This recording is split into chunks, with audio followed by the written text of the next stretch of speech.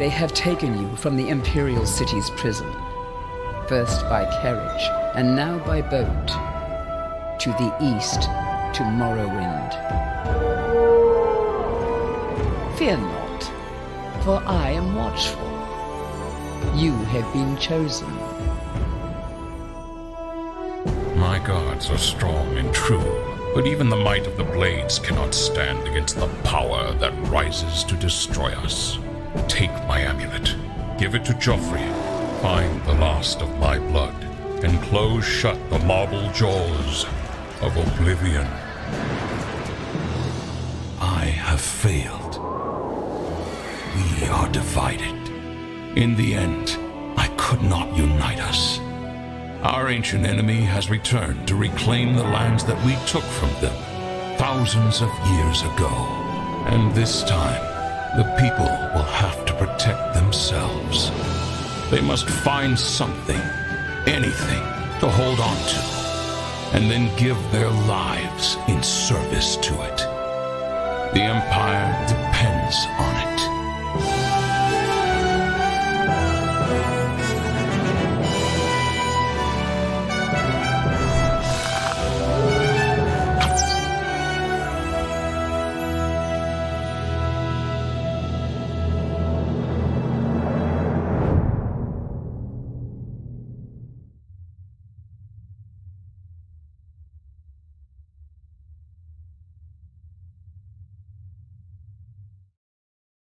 Willkommen, bienvenue, privyet, yet annyeonghaseyo, and all the other ways that anyone might greet anybody from any other culture, language, or something. So, welcome to CreationCon. Let me see. How does this work? It is Creation ModCon 2022. It's amazing. It's one number more than last year. Anyway, this is day 2. I'm Trent Dane, and I will be your guide to this first part of day 2, and we can promise as much of a packed day as day 1 was yesterday. So let us not dither or tarry or dilly or dally or anything like that as we look at what we have in store for day 2.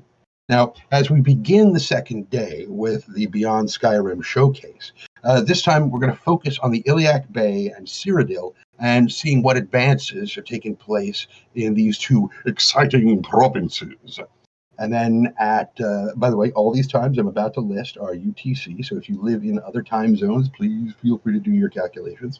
At 4:50 p.m. UTC, not 4:50 in the morning, but 4:50 or 16:50 UTC, we will have our first of 2 special reveals where we promise a wild and verdant look at an upcoming release. Then, at 5 p.m. UTC, or what is that, 1700? I haven't had any kind of discussions with math in many, many years. We're going to take your questions from the chat for our Beyond Skyrim Q&A, where we will field as many questions as humanly possible, or possibly as Khajiitly possible. We'll see. Then part 1 of day 2 ends with our Recreating Cyrodiil segment, where developers from Beyond Skyrim Cyrodiil and Skyblivion will discuss, kind of cross-project collaborations and more. We then return at 16:30 p.m. Not 16:30 p.m. That doesn't make any sense. But 16:30. No, it's not. It's 18:30. See, math. 18:30 or 6:30 p.m. UTC for a short break, and then we'll have the incredible Skyblivion Showcase that's sure to make even the jaws of oblivion drop in awe, which sounds very dangerous. But anyway, then at 19:20 UTC or 7:20 p.m., our final special reveal of Creation ModCon, and it will have you thrashing in your chair in delight. We promise. We promise. In fact, you will probably have many questions at this point, so make sure you fire them into chat, because at 19:30 UTC or 7:30 p.m. UTC, it's the Skyblivion Q&A with all your answers. Every answer, all of them, even if it's, shut up. Trust me, it'll be great. And then we conclude Creation ModCon 2022 with Humble Beginnings at 8 p.m. UTC or... that's some number, Yeah, okay, you do the math. I'm not going to do math anymore. I hate it. Where developers from throughout the mod community will discuss their passion. And they're fitting into just a glorious day and a wonderful weekend. So let's not waste any more time with my hatred of math and everything else. Let's get straight into Creation ModCon Day 2.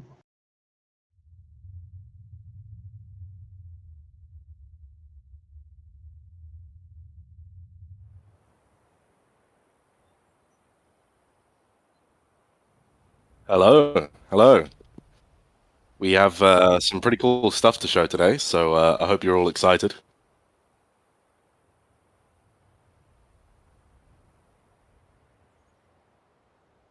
I am Garfield. I'm the creative director for Beyond Skyrim, Iliac Bay.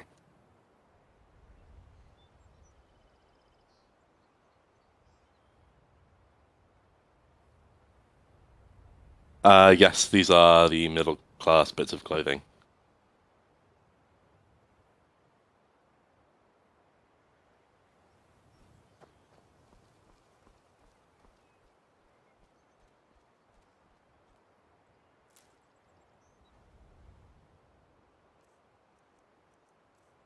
This is one of the many really cool harvestables you're going to be finding in High Rocks forests and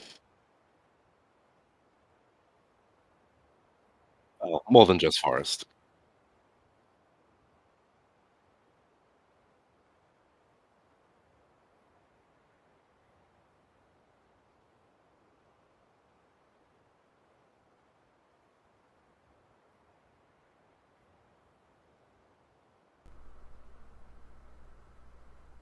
It seems my mic was not working for a second there, but I believe you can all hear me now.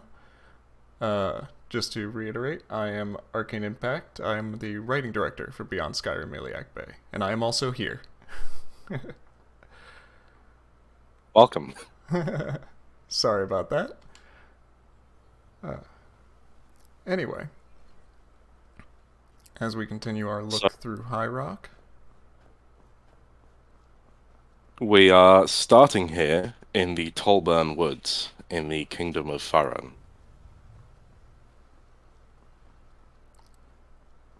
which is some of the lowlands of the High Rock area, especially as compared to the other portion of 3K, Johanna. And we can see here some of our wonderful Breton castle set.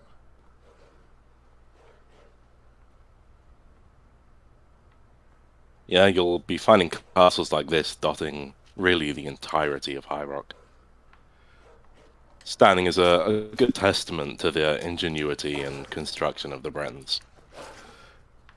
And right now we've gotten attacked by some worm mouths, one of the many beasts that are going to be inhabiting the forests of Faron and the rest of eastern High Rock. If you've played Shadowkey, you should be remembering these guys. Yeah, slightly less polygonal than they were on the N gauge.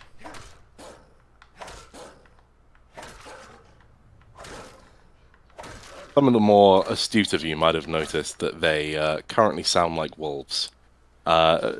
Trust me, we're going to be giving them proper sound effects later on. Yes, there's also no music currently going because we're still getting music set up in this area.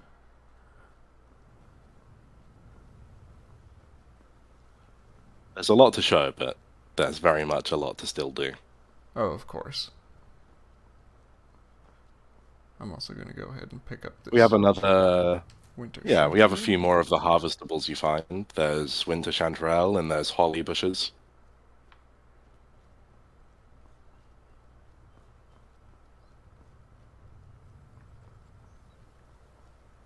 More black rose dotted around.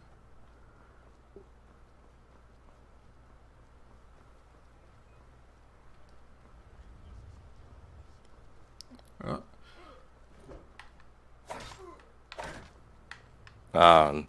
Here's a bandit come to stop us on the road. One of the many that infest especially the Faron area.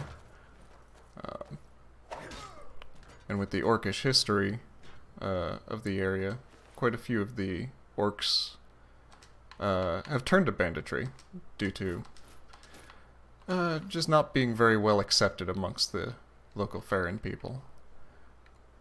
I mean, the place was once a orcish stronghold, and that really hasn't endeared them very well to the Bretons now living in the area. Let's take a look at this guy's armor, though, now that we have it. Some of our lovely lower class leather armor. Yes, this is the leather armor which you'll be getting in High Rock. Yes. As well as a steel war axe.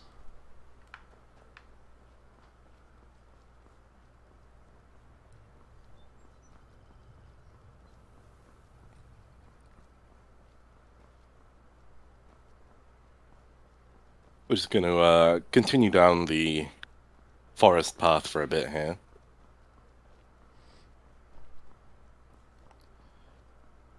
Yes, the Farron Woods have a lot of these winding paths throughout many levels. You can see just the sheer amount of elevation going on.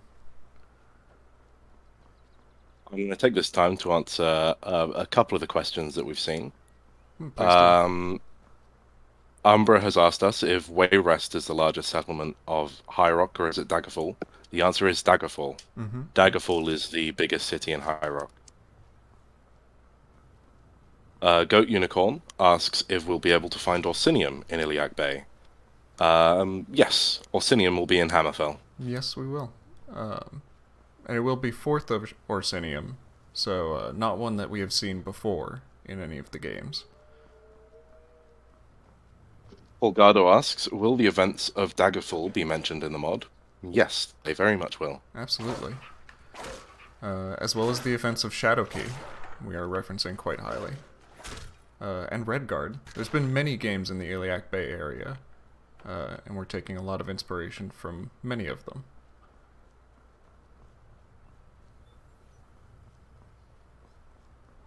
Yeah, the Iliac Bay is fairly well represented, but a lot of it is quite new to see. Mm-hmm.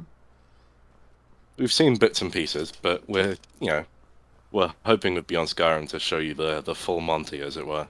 Yeah, it hasn't quite been represented in one complete package yet. Let's go a little bit off the beaten path here and take a look at what's around. Check out this smaller forest path. You can see the great variety of just brush and undergrowth throughout all of the Farron forests. Yeah, the forests of Farron are quite thick and quite dense, and depending on the weather, a little bit spooky, a little bit moody. It can be. You can see a little bit of fog rolling in.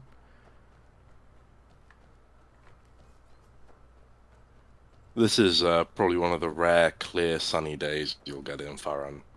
For the most part, it's rain and fog and storms.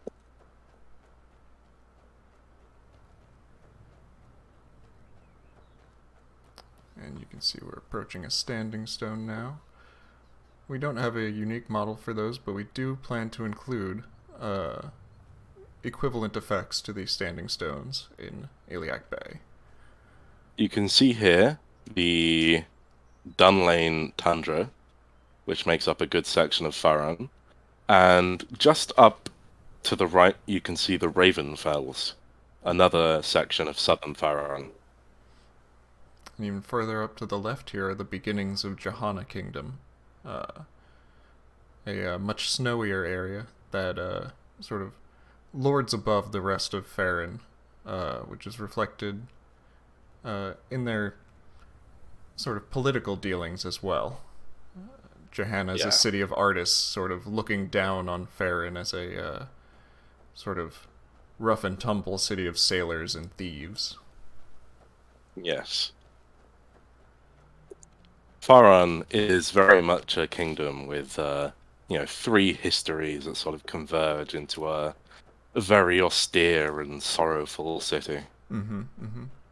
It was once ruled over by the Durrani hegemony, which was a, brutal dictatorship which enslaved a whole bunch of, most of the Bretons in the area, until they were ousted in the First Era. And then it briefly became an Orcish stronghold, And now it is a Breton-held kingdom, ostensibly within the ranks of any other. Right. While we make our way back to the road, I'm going to ask a couple more questions that we have. Dragon Riker asks, will the ruins of the past 3 Orsiniums be featured? Yes, yes they will. First Orsinium, probably not, but we do have plans for the ruins of second and third Orsinium. It has been a long, long time since first Orsinium. And the Bretons are not people to leave, ruins standing for simple posterity purposes. Asks, will Iliac Bay add new Orcish armors and weapons? We can't promise anything on that front yet, but the plan is very much to make some new ones by the time we get to Orsinium. We've had some very interesting concepts thrown around. Nothing I want to get specific about yet, but I think people looking here we can see the headland or peninsula where we just were at the Standing Stone to give you a good idea of scale. And one of the many wonderful vistas that you're going to be able to see throughout High Rock. Really is a picturesque area. Somebody asks if the LOD is still WIP, I see. Yes. LOD it's updated really every couple of weeks. And as much level design as we have gotten done, there are still plenty of pieces left to do. Yeah. Right now we're moving into Dun Lane, a small Bredic village. Which many Skyrim players will know due to the Augur of Dun Lane, which is reflective of the village's long history in divination and mysticism. And you can see some of the various clutter that we have. Some wooden cups, jugs. All just small pieces that help bring High Rock to life. Yeah. Dun Lane is a very typical sort of, tiny farming hamlet. There'll be many villages just like this throughout the province.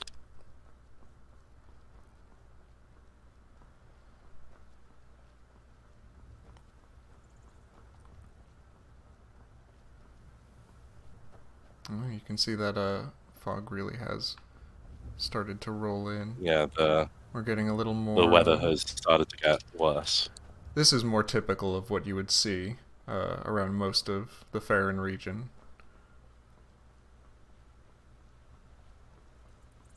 Oh, and speaking of typical...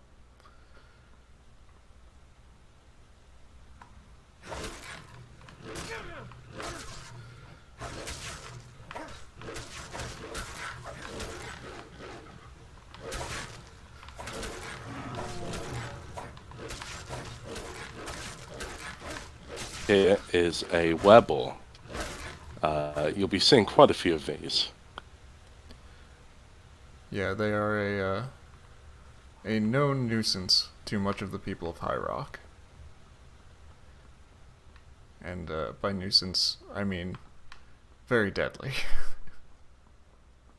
Yeah, they are a bit of a problem in High Rock, just as werewolves are in Skyrim.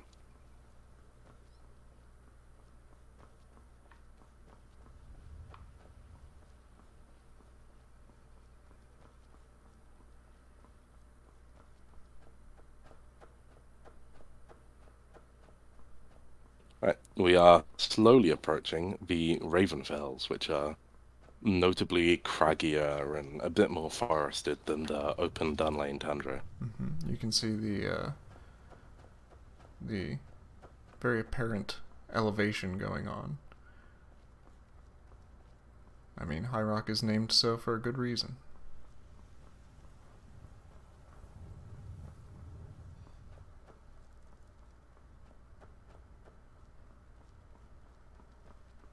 and we are fast approaching one of the smaller Breton crypts and the town of Carthgran. Yes, one of the walled towns of High Rock that you'll see dotted throughout the landscape. We aren't going to be showing you Carthgran today, but we are going to be showing you the graveyard. Mm-hmm.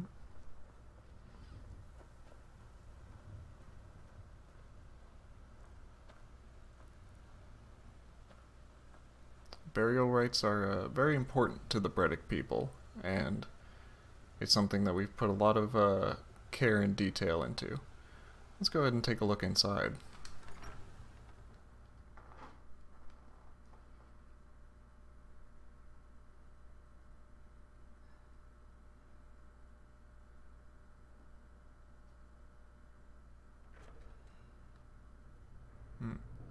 It's a little dark, though. These ruins can get yeah. Let's use a bit of candlelight to help, light the place up a little. There you go. And now you can see the wonderful detailing on this set.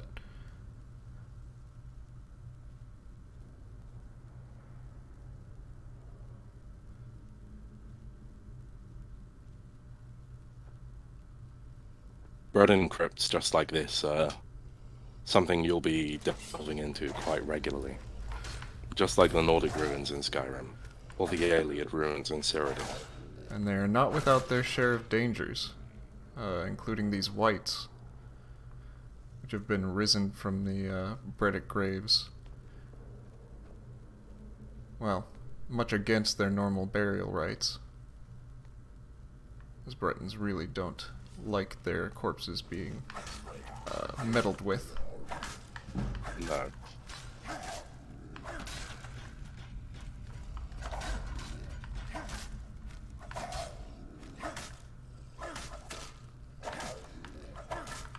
We should take a look at some of the unique weapons that they're holding. Absolutely.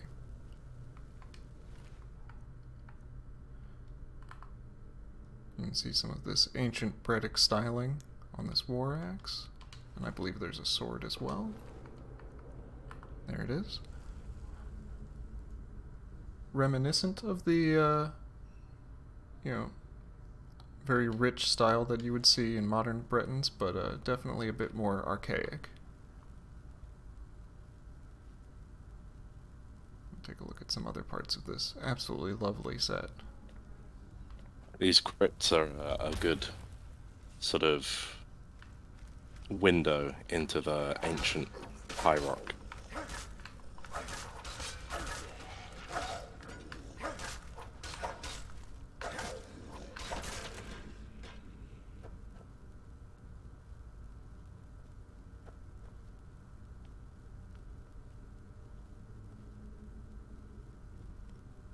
Looks like we're getting into a bit of a larger chamber. I'm gonna make myself ready.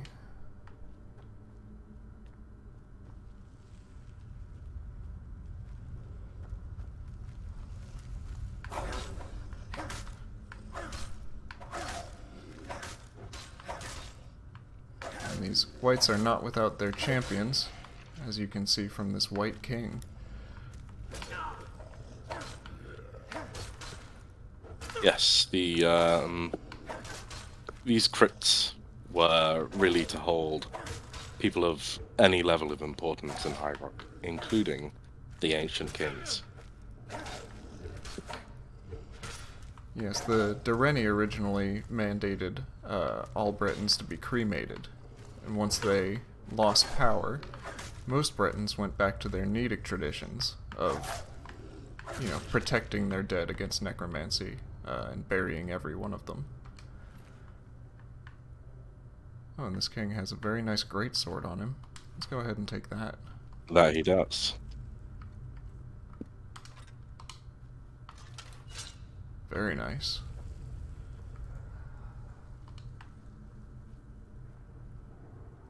And while we don't have a unique chest for these ruins yet, we do have a couple of bits of interesting loot for them, including a new spell and a very nice steel mace.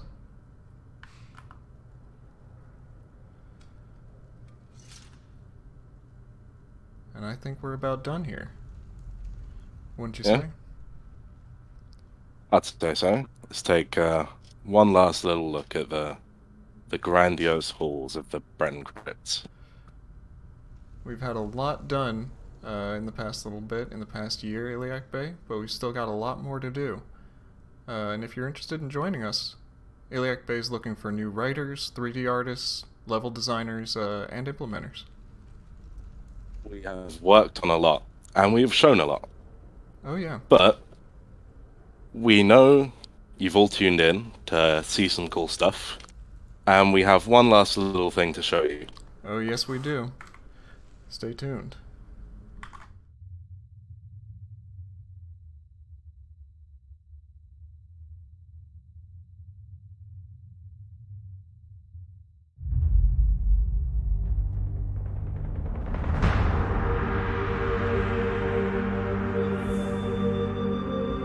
How does anyone become a criminal? Perhaps the gods simply dislike us from birth. First, they gave you skills. They taught me to sail and to fight. Guided me to a life at sea. Then they decide whether an honest life will have you, or if you must scrape and claw for any life at all. When the Empire made peace with the Falmor, they lost the respect of all of Hammerfell. Now both Crown and Forebear spit on the Empire's abandoned forts to keep their hate strong. The men of Kespar would rather push this one into the sea than reclaim or rebuild it. Their loss, my gain. This sea is an untamable dragon. It rages and storms, tossing the treasures and horrors that lie below onto these little islands. Someone like you might make use of such things. Do you hear that siren song? The call of the waves. The Abyssian awaits.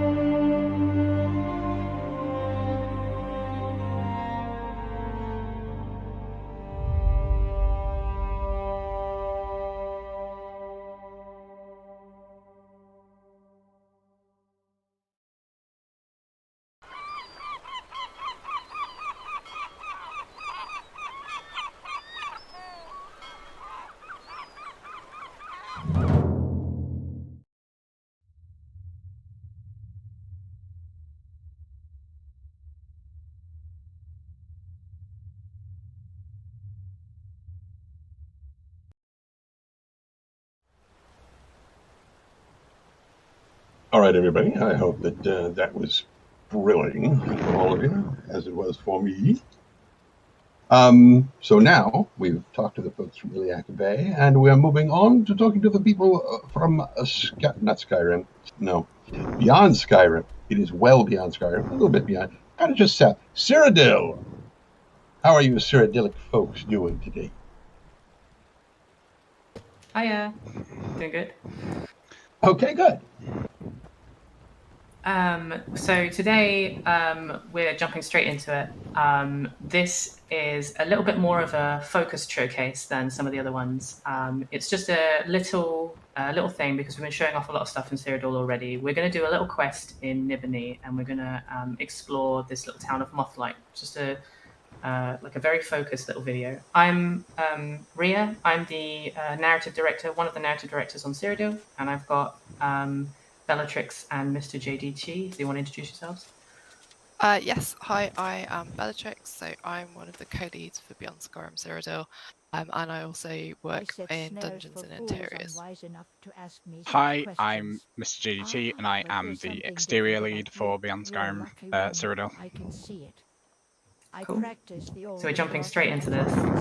One thing to note straight away is that the voice acting that you can hear is not actually voice acting. It's AI-generated voice lines, which will obviously be replaced by proper voice acting in the final product, but it's just to give you a idea of, so that we can actually hear people talking to us and give us an idea of the quests and stuff.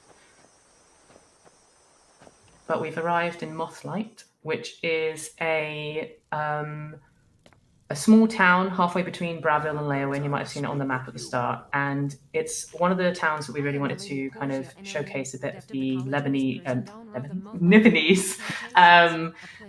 culture. There's a lot of that culture that we wanted to really dive into. And there's a lot of weird and wonderful things in this town that you probably might be looking at already.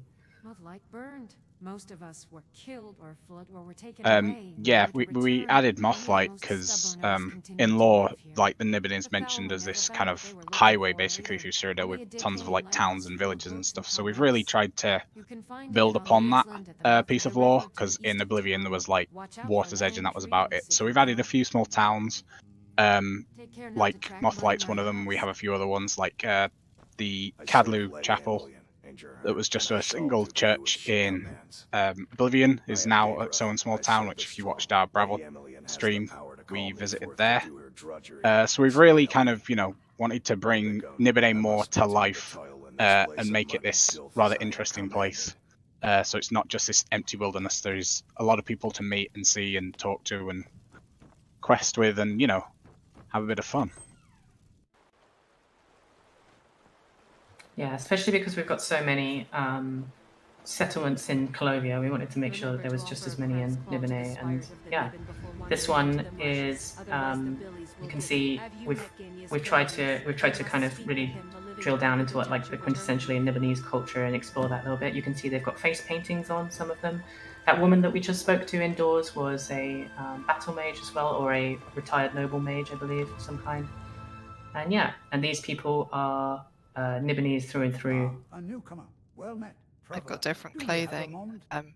So if you've played through Bremer or saw our recent Skingrad walkthrough, you might notice that a lot of the clothes are quite different, and that's again just playing on the different split between the cultures.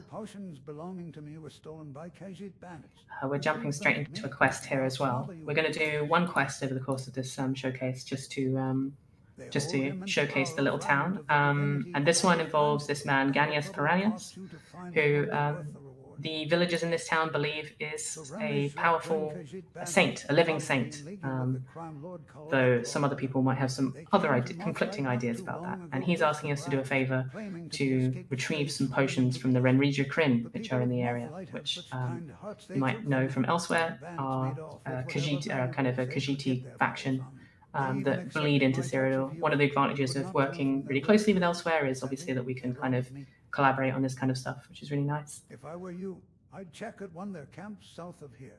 They were last seen headed that way. I'm not worried about how you get the potions back, but I'll be in a one of the other big differences between Oblivion's Blackwood and our Blackwood is we've tried to, I don't know if you noticed when we're outside, we've made it a lot more swampy. Boardwalks and things like that the villagers used to get around, compared to Oblivion, where a lot of it was on the land. So we've really tried to big up that kind of swampy feel, and as you can see outside, there's water everywhere. It's wet. We've kept the tree types that you saw in Oblivion, but we've really kind of heightened the experience, kind of thing. So right now we're getting warned by Corlia, this witch who lives in the village, to not trust Ganius, because she believes him to be a fraud, basically. This quest, we're going to have a choice at the end of how we resolve it. There's going to be a three-way choice. So again, that goes back to our quest philosophy that we talked about before of trying to offer a meaningful choice, even in the smallest of quests, wherever we can. Not every quest is going to end up like that, but this is a great showcase for it. I think one of the things we've tried to do is give a few more options for role players. I personally hate all the quests in Skyrim where you're kind of forced down one path where there's a few quests I've only played once and you know my character would never do that. So I'll avoid doing that quest, whereas hopefully most of the quests we write do have a few options for sort of changing the outcome depending on what choices your character makes.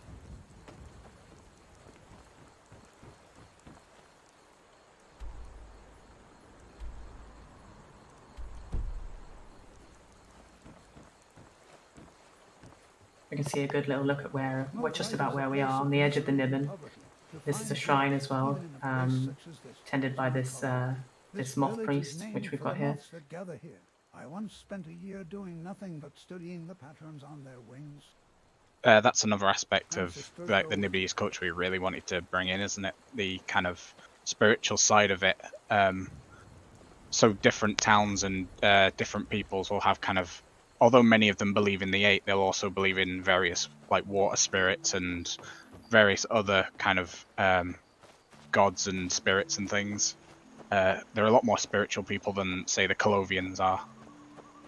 And that's something we really wanted to bring in because you don't really get much of that in Oblivion. So we do really look at the lore sources and kind of reintroduce those where it makes sense and where we think it gels with what was seen in Oblivion and wasn't completely out there.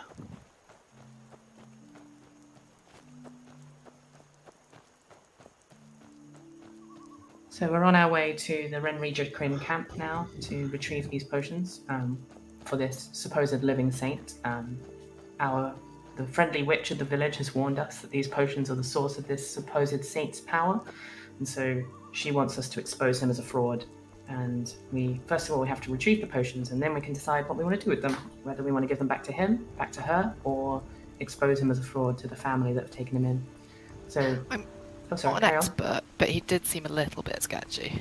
Yeah, I think it's I think it's fairly obvious, but you still get the choice. You know, it might be for the greater good to let people believe in him. Who knows?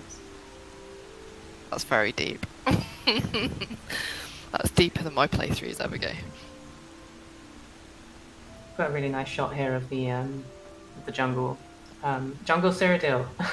Yeah. It's here. Yeah, it's something we wanted to lean really into. We didn't want to just kind of copy what Oblivion did. No offense to Skyblivion, I know you're taking it in your own direction, but we, kind of took our direction and kind of, looked at Oblivion and went, we can do better.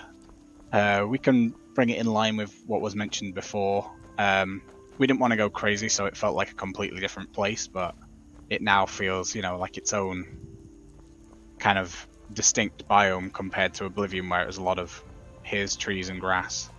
That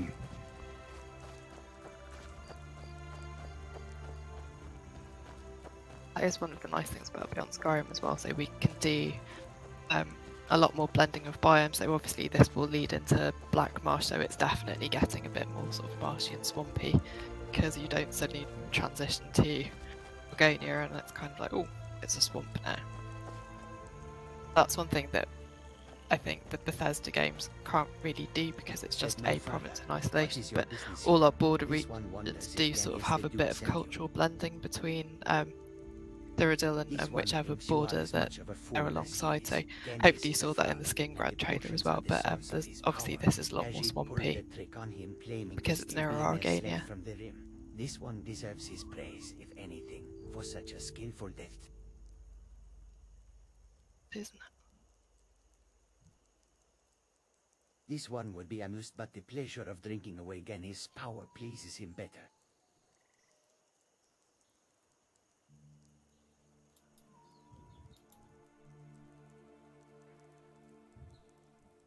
Impressive. This one will live like a king with such riches. Take them and leave.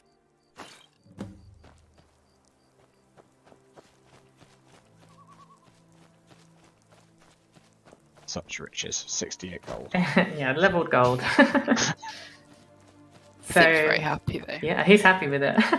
You can see there as well, just talking about that cultural blend, that was a camp for the Renrija Kryn, so rather than just a standard bandit camp, we've repurposed some assets from elsewhere to give us like a proper nice feel. That's one of the major advantages of working on like a project with loads of other teams, is we can steal and blend and do all kinds of stuff. So that Renrija Kryn camp had some lovely assets that made it feel a bit more elsewhere-y.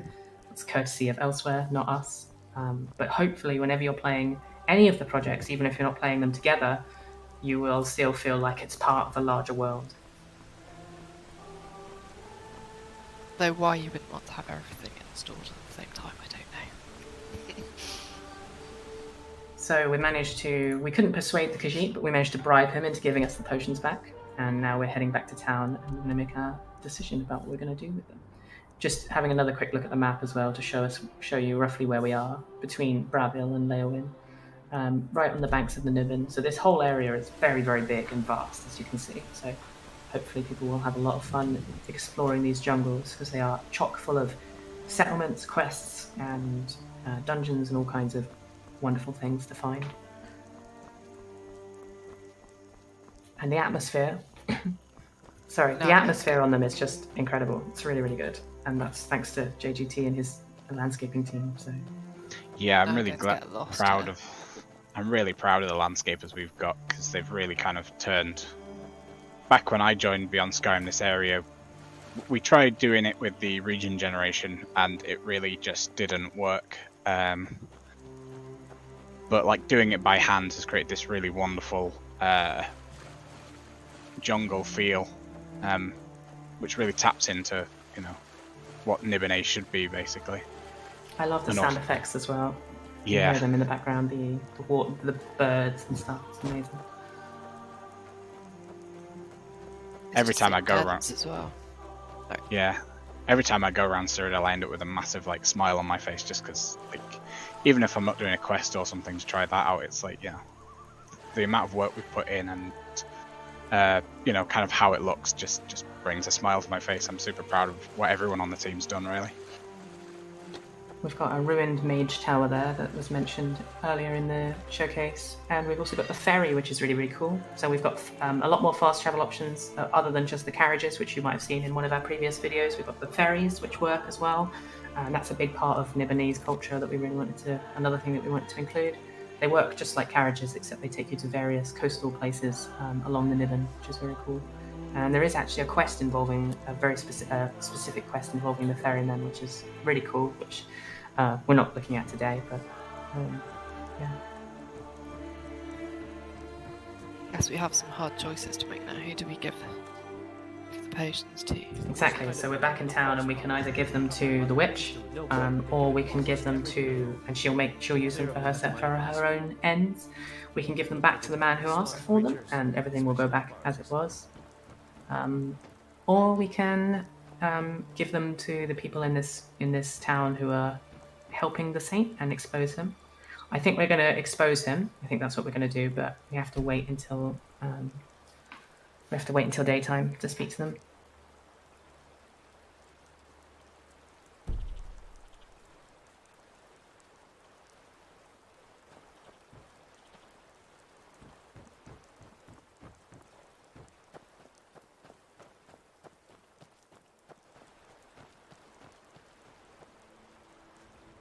Just taking another quick look around as well while we wait for them to come out their house.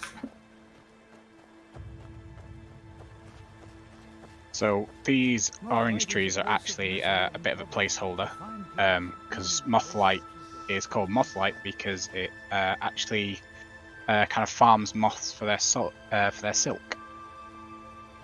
Yeah, so those are going to be mulberry trees, aren't they? Hopefully. Yes. Yeah. Which is another one of those things that was lost in Oblivion a little bit.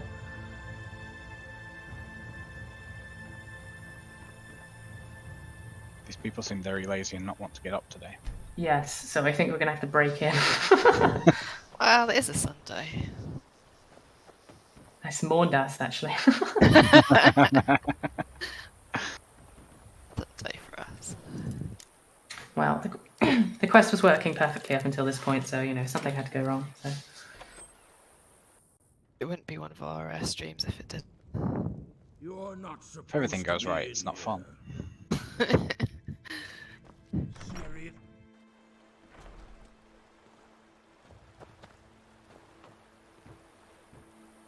That's okay, they've all come out now. We just had to break it. We had to open the door and let them out.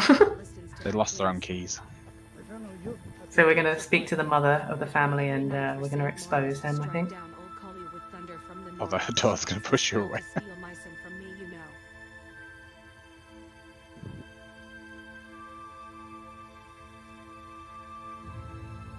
What? That's a lie, a blasphemous lie. I'll hear no more of such talk from you, do you understand?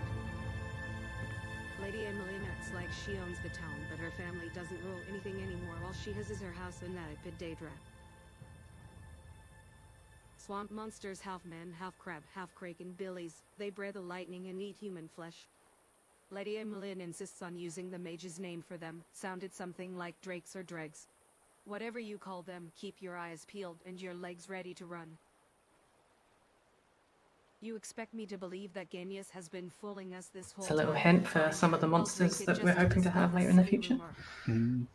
Oh my, I feel wonderful. Wait a moment, you're right. It's the same feeling. Why, I never. We paid this Oh, man someone's kindness just and said in this is chat how the he voice repays us? Deception. acting Come mod with is me. really I bad. believe someone has some It's just explaining to do. AI generated placeholder voice lines for now. It's all obviously going to be recorded by voice actors, but that won't happen until we're just about ready to release, just to make sure it's all consistent. So just for playtesting purposes, at the moment we use AI generated voice lines, but they are very much uncanny valley. It always freaks me out slightly listening to them. Yeah, it just makes it easier for us to test stuff, really, and to get an idea of things. And Genius, That's you close, deceptive but pile not of quite garbage. right. You fed us nothing but lies. Fabia, you don't understand. The witch is trying to trick you. She brewed those potions. Except you were looking for this potion not long ago. It's the actual source of your power. You've been slipping it in our food. You took everything we had, you fraud, poisoner, heretic. I had a feeling this was coming to pass. I came to try and stop it, but it seems I'm too late. Fine. This filthy town can sink into the swamp for all I care. Don't return if you value your life.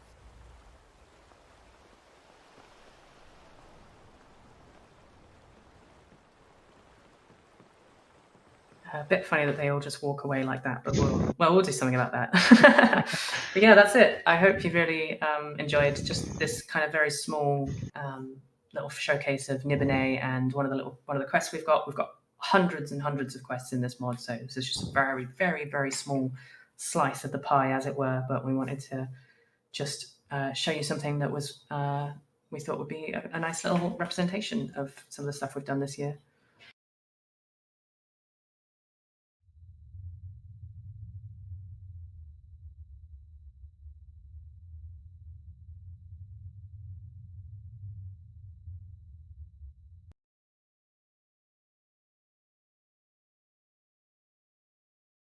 Welcome to Valenwood. We're glad you could join us as we take a look at the diverse and varied home of the Wood Elves, as well as the Elder Scrolls Valenwood project itself. When picturing Valenwood, you might be imagining huge trees with leafy canopies, tall pines and ancient oaks. You might think of nimble Bosmer darting through the forest, bows at the ready. And you'd be right, to a point. But Valenwood is far more intriguing than that, I assure you. Valenwood's diversity is unparalleled, a fact highlighted by the inclusion of the lowlands known as Reaper's March and the North Wood in our pre-release. The core pre-release region of Aranthia Hills borders both Cyrodiil and elsewhere. Towering cliffs overlook wild grassland, caves burrow deep into the rock, and the region contains multiple alien ruins to explore. After centuries of neglect, these ruins hold dangers and mysteries only the bravest can uncover. Our primary city within the pre-release is the bustling trade hub of Aranthia, a cosmopolitan haven mixing Bosmer, Khajiit, and Imperial culture. It is a city of sharp contrasts, a place of hope for many, one which hides lies and corruption beneath a veneer of sophisticated charm. The Dominion reigns supreme, Yet outside influences have coloured the opinions of many elves, some of whom value their trading relations with the Empire more highly than their Dominion loyalty. The Bosmer inhabitants of Valenwood are split into two large categories. Those who have adopted the ways of the Aldmeri Dominion, and to some extent, the Empire, are known as Cosmopolitan Bosmer. Their adherence to the ancient customs such as the Green Pact is, shall we say, flexible. On the other hand, tribal Bosmer are stern adherents to tradition and keep the old ways alive. They are considered fearsome opponents by any outsider who dares approach. From the beasts that hide in the wood to the ever-present danger of the dreaded wild hunt, Bosmer contend with more than their fair share of peril. But not all creatures are hostile, and the province contains wondrous beings found nowhere else. The Bosmer have learned to coexist with their fantastical neighbours, but a stranger to the wood might find it a bit more difficult to adapt. The Elder Scrolls Valenwood project embraces all the diverse aspects of this fascinating province, delving deep into existing lore, as well as creating fresh in-house lore that brings new life to this often neglected region of Tamriel. We also benefit from a strong working relationship with Beyond Skyrim elsewhere, and with the Alinor project, which allows for essential collaboration within the Dominion provinces. With the help of talented writers, artists, implementers, and designers, we are already well on our way to bringing you a pre-release comparable to Beyond Skyrim Bruma. As you can see, our 2D and 3D departments have crafted the first of several armors that will be available in-game. Thanks to our team of dedicated writers, the Elder Scrolls Valenwood pre-release is on track to be entirely written, edited, and ready to implement by mid-September 2022. As you can see, the team has been very busy crafting over 100 NPCs and dozens of quests, as well as in-game literature and skill books. Our team is also working on new creature models, a few of which will be incorporated into the pre-release, with far more featured in the main release. These range from centaurs to satyrs, giant bats to wood orcs, and will make Valenwood a province like no other. Meanwhile, level designers are examining the structures of new building types such as Khajiit houses and, of course, tribal architecture that reflects a society where wood can't be used. We are always welcoming new and talented recruits. In particular, we are interested in 3D artists specializing in creatures or vegetation, and concept artists skilled in architectural drawing, but any modders with the skill set to lend a hand are welcome. If you're not yet sure if you have the chops to help out, look into the Arcane University, where you can learn every discipline from experienced modders. Our project is built on collaboration and creativity, so if you feel you can add to Valenwood, please submit an application. We look forward to welcoming you onto our team, and to bringing everyone this wonderful game. Thank you so much for listening, and please, if you have questions, now is the time to ask.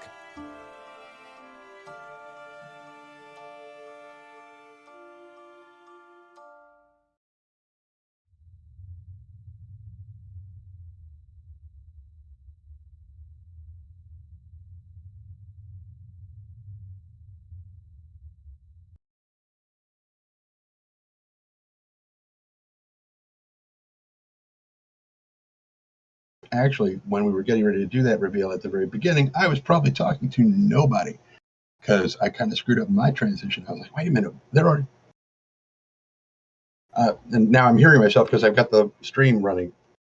Anyway, there, muted myself in myself thing. But here we are for the Valenwood reveal. And obviously, as we stated before, if you guys have questions, please feel free to ask. And I am joined by Mr. Rob C. Wilson. Hello. And Mr. JGT. Hello. All right, gentlemen, talk to me. What would you or like them? To know? Yeah. I don't know. I actually probably talk to them. I already know, but nothing. So yes, we are the leads of the newly promoted Beyond Skyrim Valenwood team, and we're here to answer any questions that you may or may not have. I can see some already. Do you want to read them out to us, Trendane, or shall I just read them out? Oh, God. Okay, I guess I should do something to earn my paycheck. Anyway, so from Mr. Plumrich, we have, will the trees walk? Unfortunately, no, the trees will not be walking. During the Oblivion Crisis, this is proper law, the tree, well, Falinesti itself rooted, and we're taking that all the trees kind of rooted, due to the threat to Tamriel at the time, and for whatever reason they have yet to start walking. So maybe that's something we'll touch on. Maybe it's not. You'll have to find out. Which, from a gameplay perspective, is an absolute godsend, because walking trees in Skyrim would be disastrous. It would be so difficult to implement badly, let alone well, that it's just as well that they don't walk, quite honestly. Maybe they're still stretching, getting ready. Maybe they are. They're warming up. Yeah, I mean, they're trees after all. Yeah. From Delicious Nuts, we have, will there be any naked wood elves? We can't say conclusively that there won't be any, but they will almost definitely normally have clothes on. Yes. There is a dance shawl which traditionally is worn with nothing underneath, but we probably won't make that too graphic. So they probably will be wearing something or it will be hidden that they're wearing nothing underneath. All right, next question, also from Mr. Plumridge. Will the Bosmer get their horns back? Yeah, we've made it so the Bosmer having horns is tied very much into their kind of religious kind of piety. So those who are more following the Green Pact and in tune with Y'ffre, they have got horns, whereas those that have, kind of fallen from that path a little bit, don't have horns. So that's why all the ones you see in Skyrim don't have horns, is because they've left Valenwood and don't properly follow the Green Pact, etc., etc. So yeah, and some rich people pretend that they have horns by having little headdresses with them on to pretend that they're more pious than they actually are, because that's what people like to do when they know that that's a status thing. And we just hit it. Okay, there it is. All right, so from Parchment 543, is the dense and tall forest a performance consideration? Absolutely. Yeah. Without a shadow of a doubt, yes. We've got some workarounds that we're going to kind of are our big kind of technical challenges to kind of work through. Exactly how we do that yet, we're going to try to do some clever ways to have that dense foliage and dense canopy, but not mean that everyone can only play the game at a frame a second. Yeah. Or with my previous computer, 1 second per frame. Yes. So from Matt Rebic, we have how much overlap is there between previous Beyond Skyrim team members and the Valenwood team? Oh, I can answer this one. So almost none. So one of the biggest considerations that we had when we were preparing to apply to join Beyond Skyrim was that exact point, because the biggest concern about new teams joining is that it is a drain on existing teams. So before the writing team joined us from at Mora, we had about not more than 90% of people in the team had never been in modding, let alone were in Beyond Skyrim. So there is very little overlap. Obviously, now that we are part of Beyond Skyrim, more Beyond Skyrim modders are joining the team, but the answer is very little indeed. From Floyd Vincent, will we get race-based dialogue like with Faendal? Will we be greeted as a fellow Bosmer? Yeah, though, one thing Beyond Skyrim as a whole tries to do is more dialogue based on many of the choices you take. So that's one of the first choices you make when you play the game, is who you're going to play as, and therefore the dialogue that you receive should reflect on that. We got one here from Dragon Rider. Will cannibalism be a thing? It's already a thing, isn't it, in Skyrim? So it's going to be expanded upon, which I'm sure Mr. JGT can help me out with. But yes, it's definitely going to be a thing. Yeah, obviously a big part of the Bosmer kind of cultural element is their following of what's called the meat mandate, where if they kill anyone or anything, they have to eat it within 3 days. So it's one reason why Bosmer aren't big on wars, but generally speaking, if you annoy a Bosma too much, they might kill you and eat you. So, be careful who you're talking to and what you say in Valenwood. I mean, it's, recycling and not abandoning things. Okay. Let's see. Do we, I guess we should go ahead and transition now to our next bit of thing, which is the Beyond Skyrim Q&A, or no. That's what we were just doing, wasn't it? We've just had the Valenwood QA. Now okay, no, we do need the Beyond Skyrim. Okay, right. So we're going to jump to, wow. See, this is why I'm usually a voice actor and not a master of ceremonies, because I'm a professional. Professional what? Who knows? Okay, so we're going to jump to the Beyond Skyrim Q&A. Right.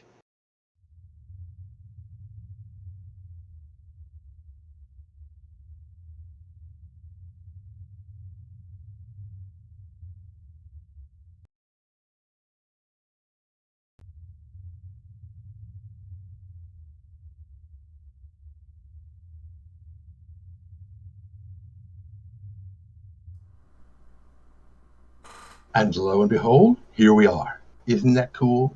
It's so smooth. It's like a well-oiled,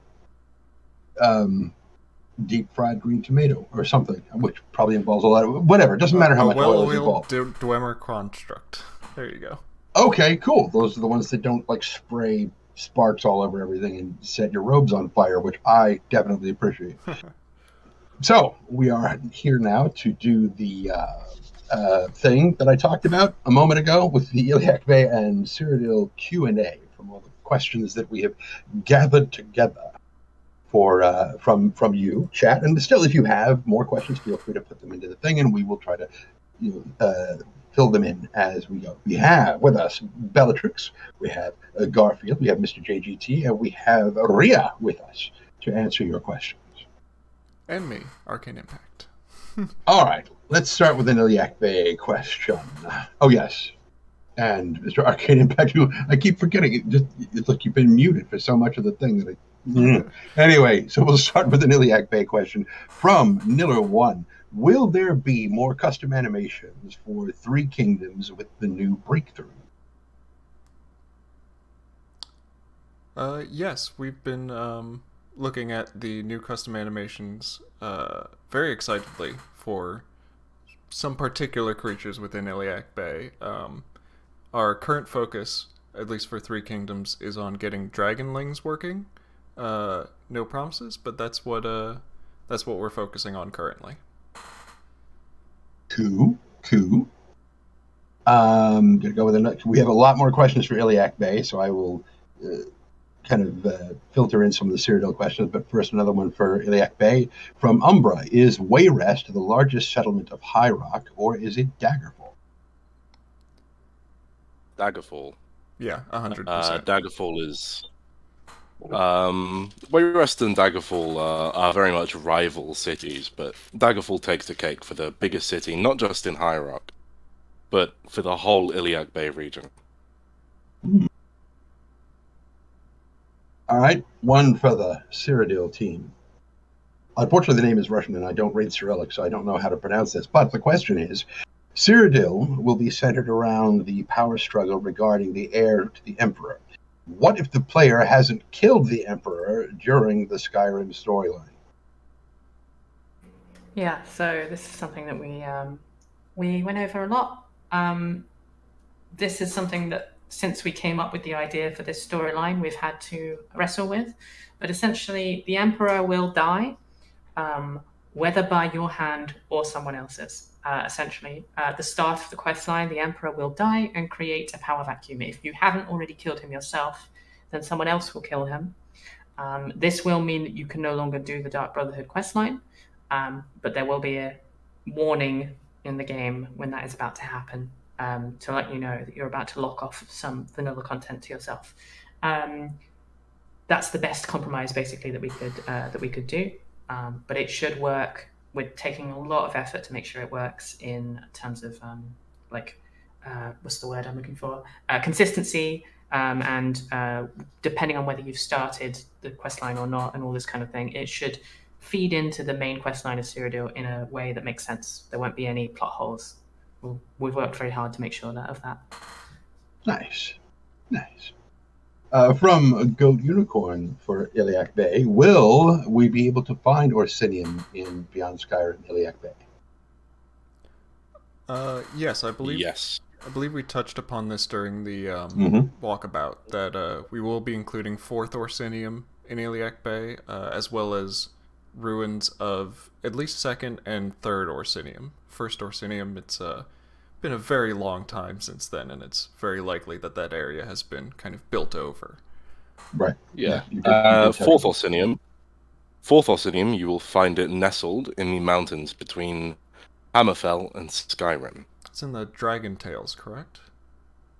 I'm not sure if it's the Dragon Tail. I think it's the Dragon Tales. Yeah. I believe so. Yeah.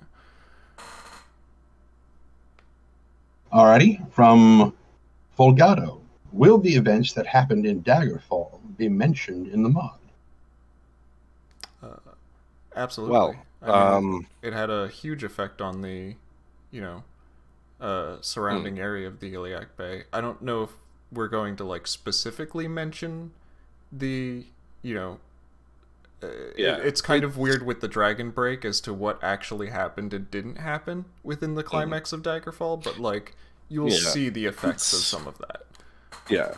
It's hard to sort of promise that specific events will be mentioned when the majority of High Rock hasn't been written.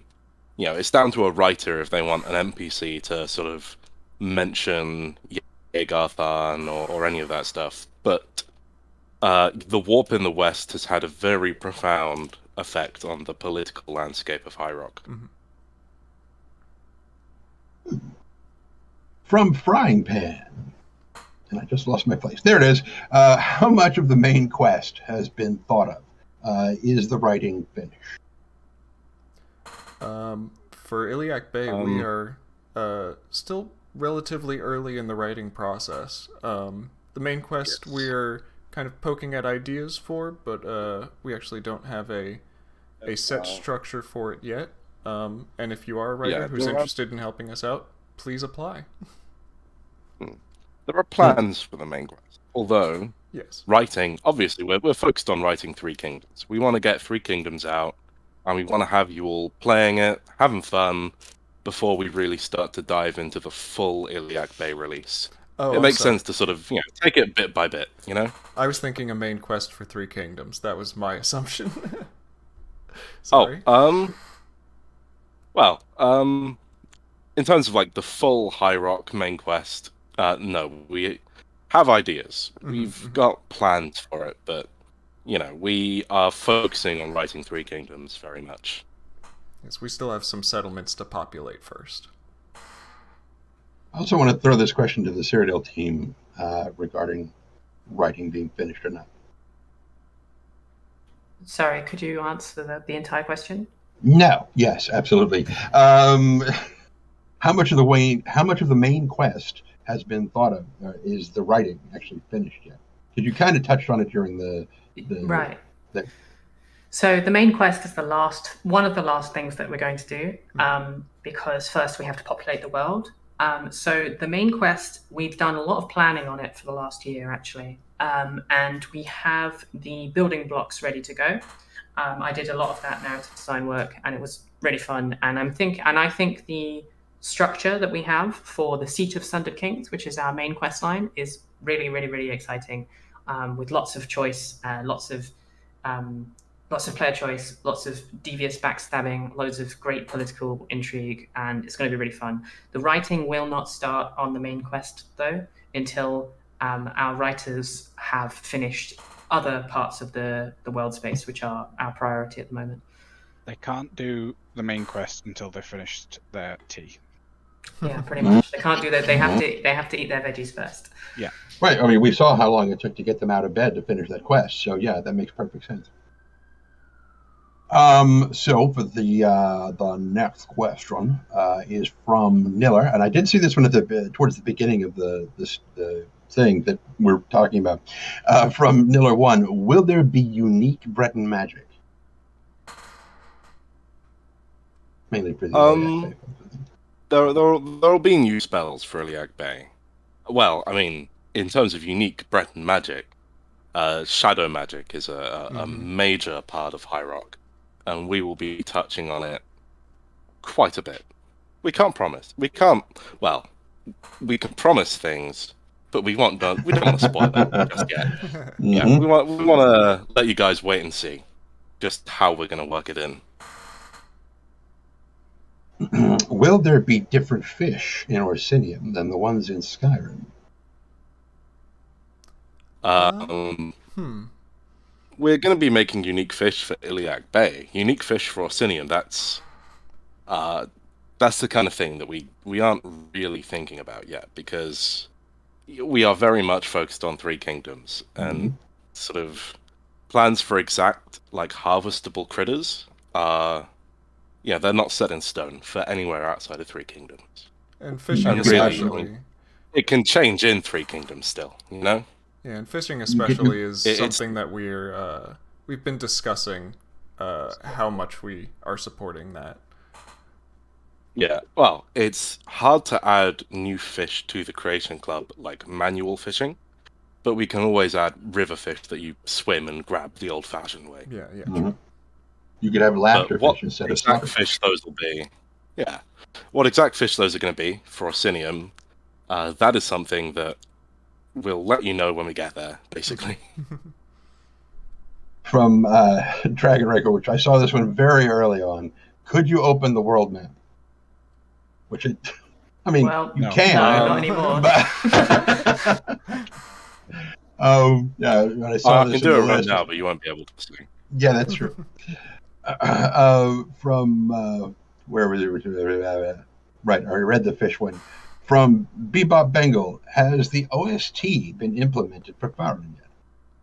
It has not. Well, Farron shares the same soundtrack as the rest of High Rock. I mean, of course, there'll be sort of regional differences, just like there were in Skyrim. However, we haven't gotten it all in-game yet. But the Three Kingdom soundtrack is released. You're free to take a listen to it whenever you want.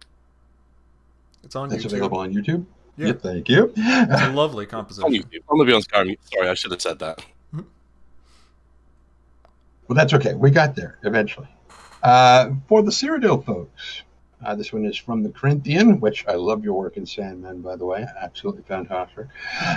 Is Portia a descendant of, and I do not know how to pronounce this name, is it Yen Emilian in Oblivion? Right, so that was a NPC that was in Water's Edge, maybe? I think. Yeah. Well, that's up to you to decide, basically. Yeah, I'll leave that up to your interpretation. Probably yes. You can ask Maybe her. Yes, maybe no. So from Emperor Hotspot, are there still Dureni High Elves around in High Rock during this era? Yes, there are on the island of Balfiera. A very small amount at the by this Adamantine point. Tower itself. Yeah, they are not a very powerful group. But they're there. What they're gonna be, how we're gonna sort of adapt them, we don't want to spoil all that for you just yet. That's one of those things that will let you play the game and will let you see for yourself. And from Axiomatic, which cities are the home of magic in High Rock and Hammerfell, like Winterhold in Skyrim or Skingrad in Cyrodiil? In High Rock, just about every city is magical. If you want the basic explanation. But for where you're going to go, really, for the Mages Guild in particular, I think that's still up in the air a tiny bit. For Hammerfell, what's it called? Ellenhere. Sorry, I forgot the name briefly. Yeah, Ellenhere is a very magical city. Yep. And we have some stuff planned for Ellenhere. But once again, we're not going to spoil it for you just yet. Wait and find out. For the Cyrodiil folks, from Brad Delay, in more serious terms, you shouldn't have had me ask this question, if you're relying more on the old lore of Nibinate, will you make the shores of the Niben River and Lake Remer red? It's something we currently don't have, but I know it's something we've toyed with, and it's probably a direction we will move into.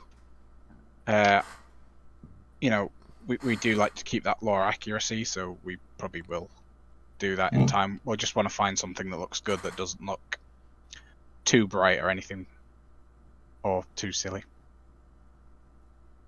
Really? From, I'm going to, it looks like it's a Czech name, so from Sav, will the player's role as the Dragonborn affect the story? This is apparently for Iliac Bay. Will it be possible to roleplay a non-Dragonborn character? Yes and yes. Skyrim has the ability to have conditional dialogue, so you can only be mentioned as a Dragonborn if you are the Dragonborn, if you've completed the quest where you go to High Hrothgar. Similar principle to Bruma. Yeah, I was about to say that. And yeah, it's pretty much the same for us as well. We won't force being the Dragonborn on the player, and being the Dragonborn will not affect the main story. Mm-hmm. I don't want to speak for all the teams, but I think that's basically the route all the teams are going. So, won't be referred to as Dragonborn in any BS mod unless you are actually the Dragonborn, and certain provinces will care more or less whether you are the Dragonborn, but they probably won't care that much. Except for Atmora, right? Yeah, Atmora it's a conditional. Yeah. But for example, if you go down to Valenwood, then you'll say, I am the Dragonborn, and the Wood Elves will look at you like, I don't know what that is. Dragon what now? Same with most of the Red Guards around Hammerfell. They'll be like, cool. All right, back to Iliac Bay, which I think the last one was also whatever. From Brad Delay, is Farron sort of the dark and desolate region of High Rock, kind of like Ravenloft? Ooh, thank you for the I wouldn't D&D say. reference. I wouldn't say dark and desolate. It's still quite lush. It's still fairly verdant, minus the tundra, but it's gloomy and it's austere.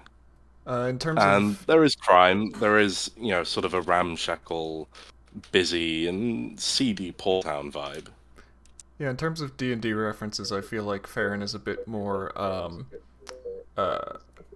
Saltmarsh than Ravenloft, and perhaps North Point is a bit more of that gothic Ravenloft kind of vibe. There is still a bit of the sort of gloomy fantasy aesthetic to Farron. There's a mix in both places, absolutely. There's a tiny bit of dark fantasy to really a lot of the rugged east of High Rock, When we get to the city itself, we really can't wait to show it off. Yeah. From some guy, Blaze, speaking of, who knows what speaking of, but I remember when this came through, will we be able to become a wereborn? I almost said warbear, which is not the same thing. I don't think we're planning on the player to be able to become a wereborn yet. If we find a good way of doing it, I think it would be interesting to include, but there are no, we don't have any 100% plans on, yes, X or Y questline will give the ability for the player to become a wereborn. Yeah, I know that messing with the werewolf system in Skyrim can be very tricky, so we haven't kind of locked in any of those ideas yet. Okey-doke. So we'll jump back to Cyrodiil questions. We have several from Delicious Nuts. And the first one, I love, will it be more fun to play these mods as a low-level scum? If I was high-level, will there still be a thrill of finding new items? We hope so. Yeah, I was going to say it's a little bit subjective, but yeah. I mean, we want to make sure that, no matter what level you are, you come to Cyrodiil, you're going to enjoy yourself. We don't want it to be as kind of rigorous to say if you're only above, level 15, then you can do stuff in Cyrodiil. It's like, no, we want, even if you're a level 1, you can walk into Cyrodiil and enjoy the content there.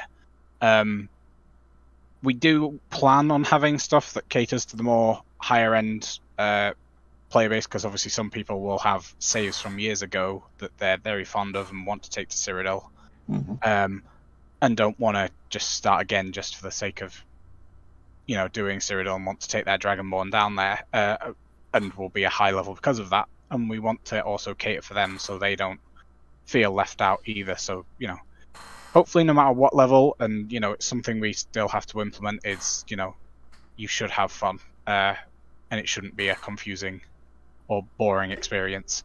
But we do plan on having, for example, the Valus Mountains. Due to the scale of Cyrodiil, we've had to, and how the Bethesda region size works, we've had to cut a section off and put it in its own world space. And because of that, we've decided to make that area a little bit higher level than like the normal Cyrodiil world space. So hopefully when you go into there, you'll want to be kind of bringing your best gear, and, you know, as a high level player, hopefully that is the place that you can really kind of feel challenged. All right, let's rapid fire this one, because I think it should be fairly quick. Another one of Delicious Nuts' other questions.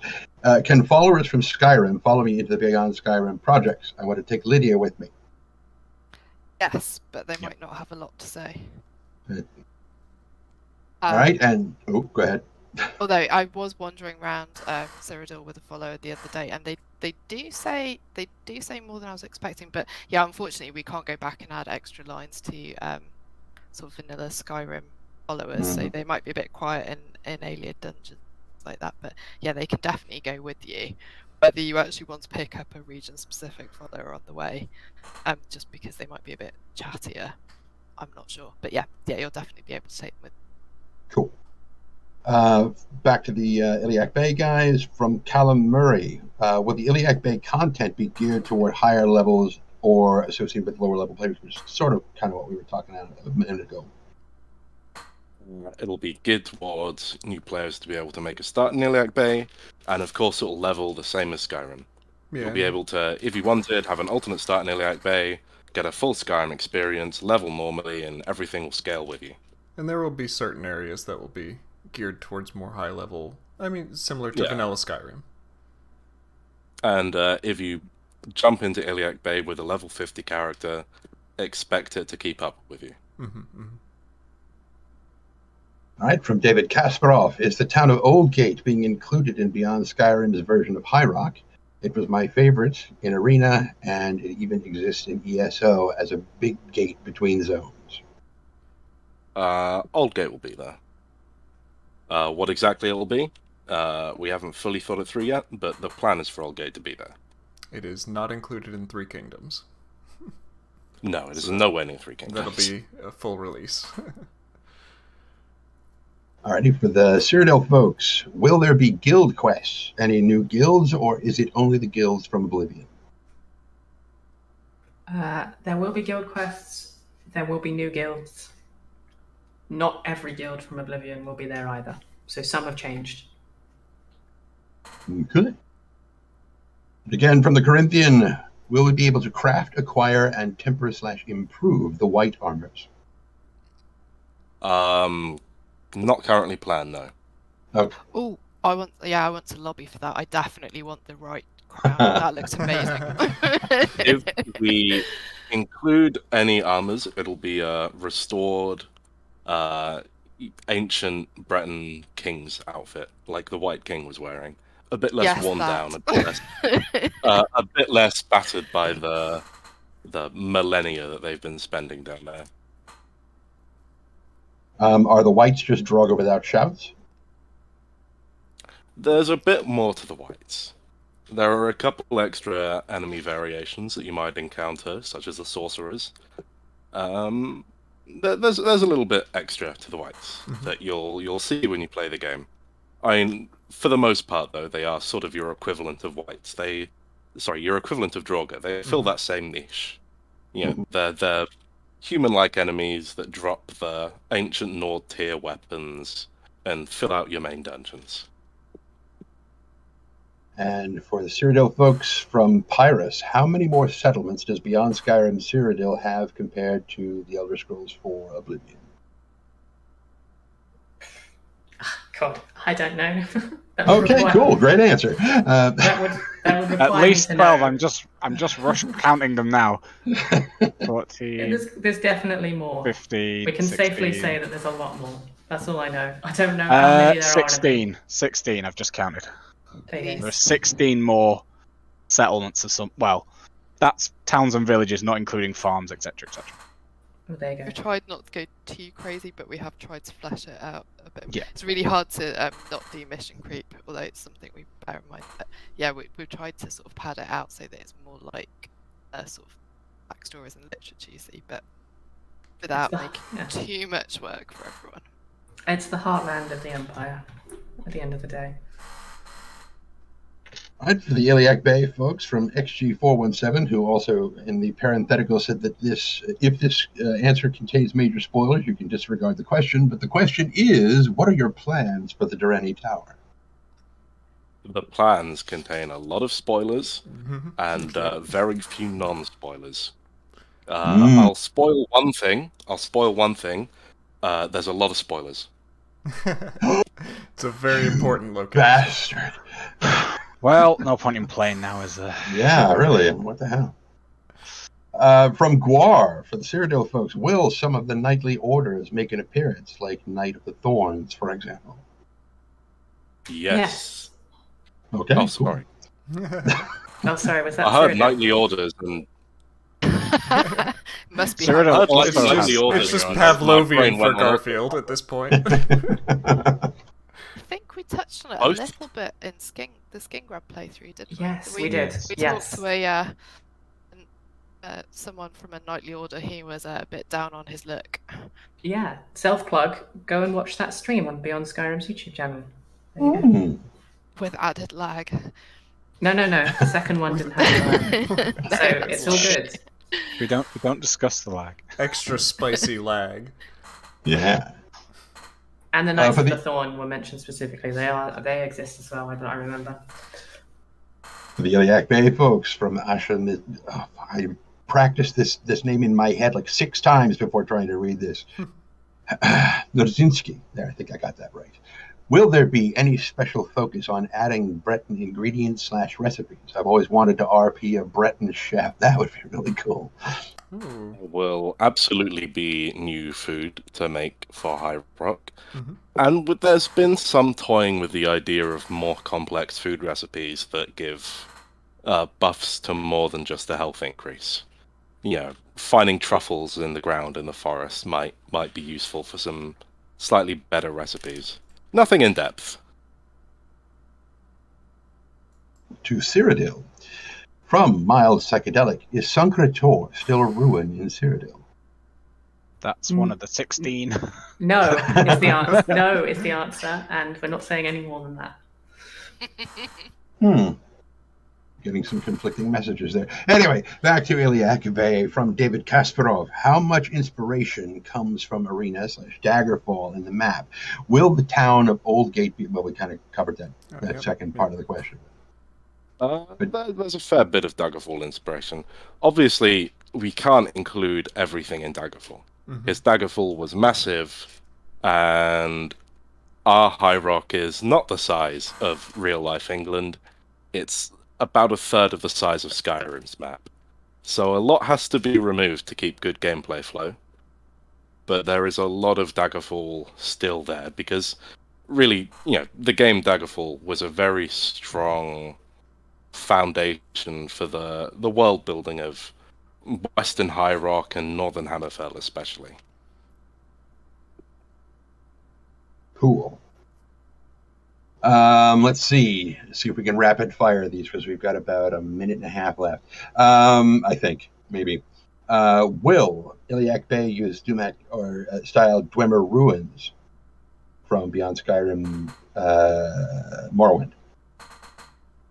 No, they won't. They'll be Skyrim style ones. Nice. For For the Cyrodiil folks, from Ray, will there be shrines to different Daedra/gods and even human saints across Cyrodiil? Could they grant their own blessing? I don't think we have shrines, but we definitely have amulets. Within reason as well. We might have some like makeshift shrines here and there. Yeah. But no, like we can't specifically model hundreds of shrines, but we will allude to their existence for sure. Okay. For the Iliac Bay guys from Folgado, will Iliac Bay have refined version of Daggerfall's soundtrack? I believe some of our soundtrack already takes There are inspiration. a couple of Daggerfall songs that have... Okay, finally. There are a couple of shared motifs. All right, our last quick fire question from Ocean Gaming. Which cities of Cyrodiil have been finished in terms of 3D modeling? The ones we've shown off, basically. There you go. Oh, in terms of 3D modelling, it is more, isn't it? So we've shown off a few. The ones we've shown off. It's a very specific question, which I don't think we can answer truthfully. Yeah. It's kind of hard to answer that question. We have more towns Stay in tuned. terms of 3D, but that doesn't mean that they're ready to show off. Stay tuned to the Beyond Skyrim YouTube channel, as we will be showing more off in the future. That's end of. All right, there we go.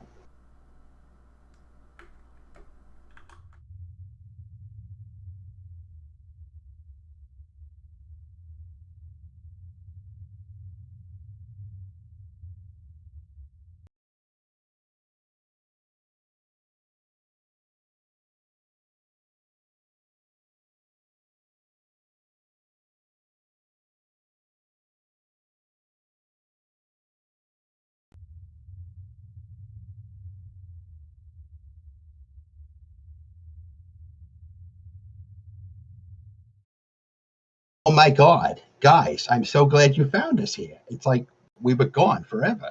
But what we have now is our Cyrodiil podcast, Recreating Cyrodiil, where we will talk with the two teams and see how they've managed to work together to bring Cyrodiil back to glorious, vibrant life. Why don't you folks go ahead and introduce yourselves? Hello again, I'm Mr. JGT, and if you've not got sick of my voice yet, then thanks very much. Hi, I'm D Keys. I'm from Skyblivion, and I just realized I'm severely outnumbered.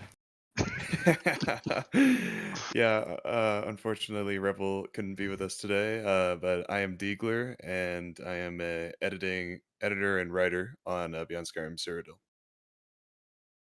Hi, I'm Bellatrix again, so you're probably sick of my voice too as well by now, but hopefully we'll be able to answer some of your questions in this session. Woo!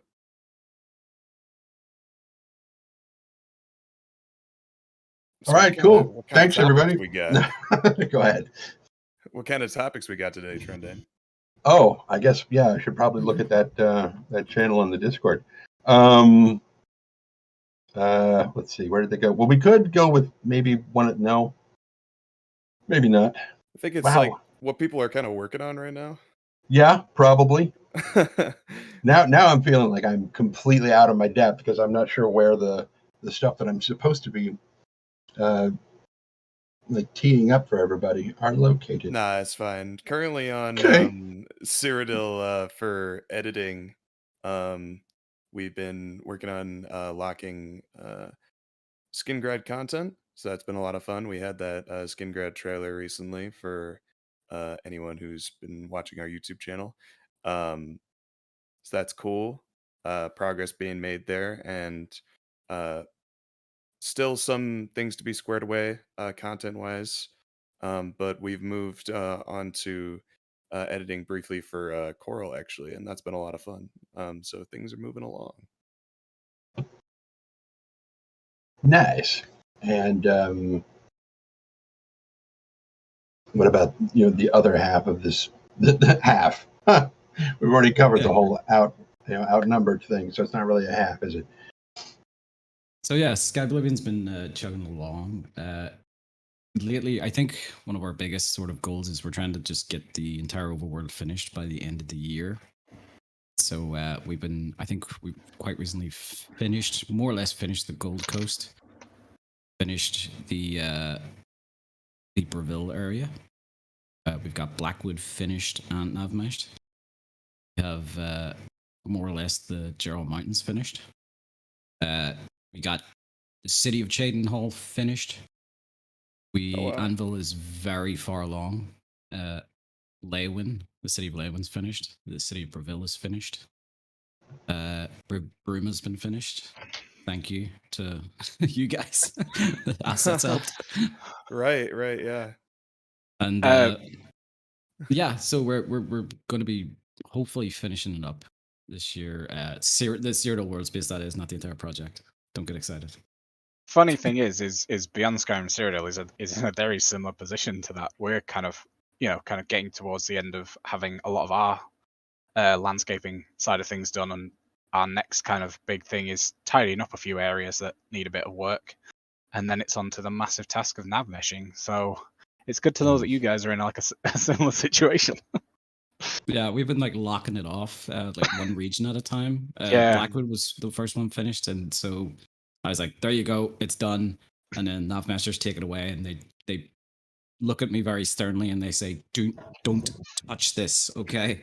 Don't make any changes when we're working in here, because it will break everything." Yeah, that's the one reason why we haven't kind of started nav meshing yet, is because it's just because unlike you guys, we have like, writing constantly going on because we're writing new quests. There's ever little tweaks here and there, every kind of, oh, can we have this? Oh, can we have that? So it's like, let's not nav mesh until everything's ready. Yeah, that still happens even though our writing's already done. Yeah. I'll still look at something and go, "Oh, I wish I could fix this," or "I wish I could add this." And you just have to go, no. I said it's ready for nav mesh. It's ready for nav mesh.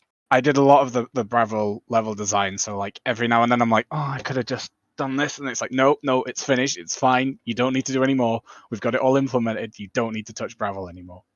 Yeah. Okay, I saw somebody is asking what nav mesh is. That's probably good. Probably we should yeah, so nav mesh, it's like navigational mesh. Basically, it is wherever an NPC is allowed to walk. That's basic. It's basically a bunch of triangles on the floor that basically tell NPCs, here is fine for you to go. If there's no nav mesh, they'll just stand in one position. So sometimes in streams you'll see us see wild animals and they'll just stand in one location, and that's why. Whereas if there is nav mesh, like you can see on the Bravo stuff, people can walk around and interact with things. Yeah, that's why so you can occasionally imagine jump on a rock and cheese, because the NPCs can't get up there, so you could just stand on the rock and hit them. Yeah. Right. Yeah. Yeah, so you can maybe understand why that goes last. Because if you nav mesh first and then you place your city, then you're telling the NPC they can run through a wall that is there. And they will try. They will repeatedly try. Quite fun to watch. They just like run against the wall, being like, "I can go this way," and you're like, "You really can't." Yeah, I saw the the Skyblivion video where you kind of introduced yourself as the guy who did Leywin. Are you like the main city builder right now for all the other ones that you guys are working on? I did a tiny bit. I did a slight bit of layout for Cheydinhall as well. The main reason I did Leywin was that was my landscaping claim, which was Blackwood. Those two sides of that Nibbin, and so Leywin. I think no, actually, sorry. Bruma was the first city ever done, but Leywin was like the first city revamped. And like Cyrodiil, we kind of looked at the original concept art, and we kind of wanted those like islands, those channelways that the ships could actually sail to the Imperial City to. Because how else is the boathouse quest meant to work? Yeah, exactly. But I'm not the main the city builder. It's usually whoever's region it is. So we have someone working in the Westweld, so that means their claim is also Skingrad. Oh yeah. Yeah, so it's down to whichever landscaper it belongs to.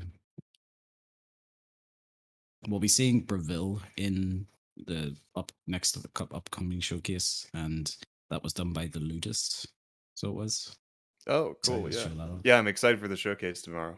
Anyone who's watching right now, show up to the Skyblivion showcase tomorrow. They got some cool stuff coming, I'm sure. It's after this one, not tomorrow. It's not Oh, Navmesh. not tomorrow. It is next stream, I mean. Yeah, thank you. I mean, you're welcome to watch the VOD tomorrow. Yeah. I tortured one of our Navmeshers to quickly quickly Navmesh Reveal for us for the stream. And there was a complication. It was like Navmesh in a ESP dependency that it shouldn't have. So they Navmesh Reveal and it couldn't be used. So I feel so bad for them. Oh wow, yeah. No. I did a lot of the nav meshing for Bruma, and it's pretty soul destroying after the first few days. They have my condolences. How long does it take to nav mesh something like Bruma? Oh, it wasn't just the two of us, but primarily two of us did it, and it took a month, and that was pretty much me working on it every single evening and dying pretty much all the weekends as well. I was working full time and then doing another full-time job just nav meshing. It was Wow. Yeah, it was interesting. So I'm not looking forward to the rest of Cyrodiil's nav mesh. Oh, I'm forcing the entirety of the Cyrodiil Exteriors team to do it. Like, there's no getting out of it, guys. We've all got to do it. This is your warning. Oh, I think that's going to be the same for Skyblivion, because we have like the landscapers and then the nav meshers. But I think at a certain point, once we finish all our like interior dungeons, all our interior work and landscaping work, we will be converted into nav meshers. Yeah, the triangles. Yeah, cult. So, for anybody who doesn't know, like the differences between Skyblivion and Beyond Skyrim Cyrodiil, what are basically the differences between the two projects? Shall I do this one? You could do that one, sure. So, and I'll probably get it wrong for Skyblivion. So my understanding of Skyblivion is it is recreating Oblivion, but in Skyrim's engine. So it's going to be a story from Oblivion, all the sort of the quests, and it will very much look like Oblivion, but in a more up-to-date engine. Whereas Beyond Skyrim Cyrodiil, we're creating Cyrodiil, but in Skyrim's timeline. So the events will be contemporary to what's going on in the timeline that you play Skyrim. So sort of 200 odd years have passed since the events that took place in Oblivion. Obviously, quite a lot has changed. Kvatch was destroyed in Oblivion, but it's been rebuilt in our version of Cyrodiil and things like that. So they're it's the same region, but they're sort of very fundamentally different mods with different aims. Yeah, pretty much. Lots of time has passed in Beyond Skyrim Cyrodiil. Lots of changes. Some things remaining, familiar, but yeah, lots of time has passed. Okay. What's been your most recent collaboration between your two teams? To my understanding, it was the asset sharing with the cities, right? Yeah. I think we currently have an ongoing one. Is it Kazuhide who works on the Imperial architecture? I think he's doing it for you guys as well. Yeah. Yeah. So for the Imperial City stuff, I'm not 100% sure on how that's being handled. It's like if it's direct model replacements or if it's going to be a bit more kit piece like. But yeah, we'll be using similar the same models. I think There the might be some Iliac slight set changes. as well, that was largely made for both teams, wasn't it? Yeah, I mean, sometimes we do asset swaps, but that's a bit different where one team's made them. It's kind of like, oh, hey, do you want this? But there are a few bits where we sort of work on them together. Yeah, and I know that in 3D, there's a lot. There's crossover. There's some people that are on both teams, I think. Yeah. So there's some of that going on too. And to further expand on that, do you have any future collaboration things that you guys can talk about right now?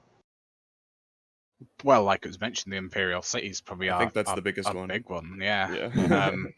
Because obviously it's a massive tile set for both teams to work on, so there's no point in making it twice, kind of thing. It makes a lot of sense for us to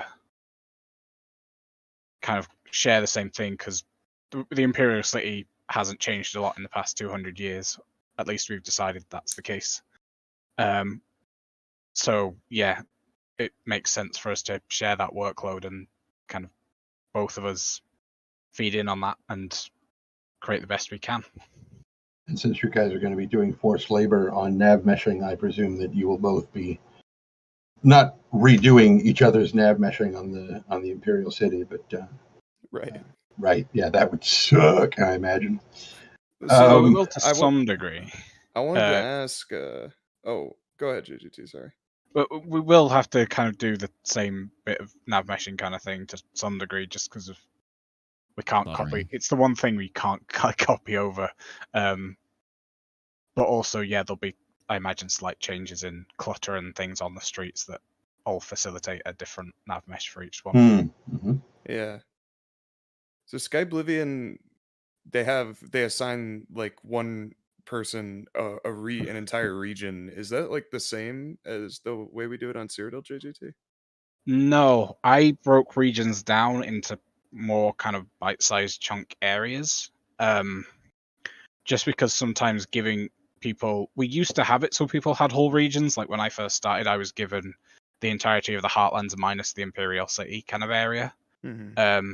And I did that over the case of, a few months, but like my interest started to wane a bit. So when I was made lead not long after Bruma's release, I kind of broke areas up, which I found worked quite well. So like using rivers and things as natural boundaries, to kind of break those areas up into kind of bite-sized chunks for people to do has worked quite well.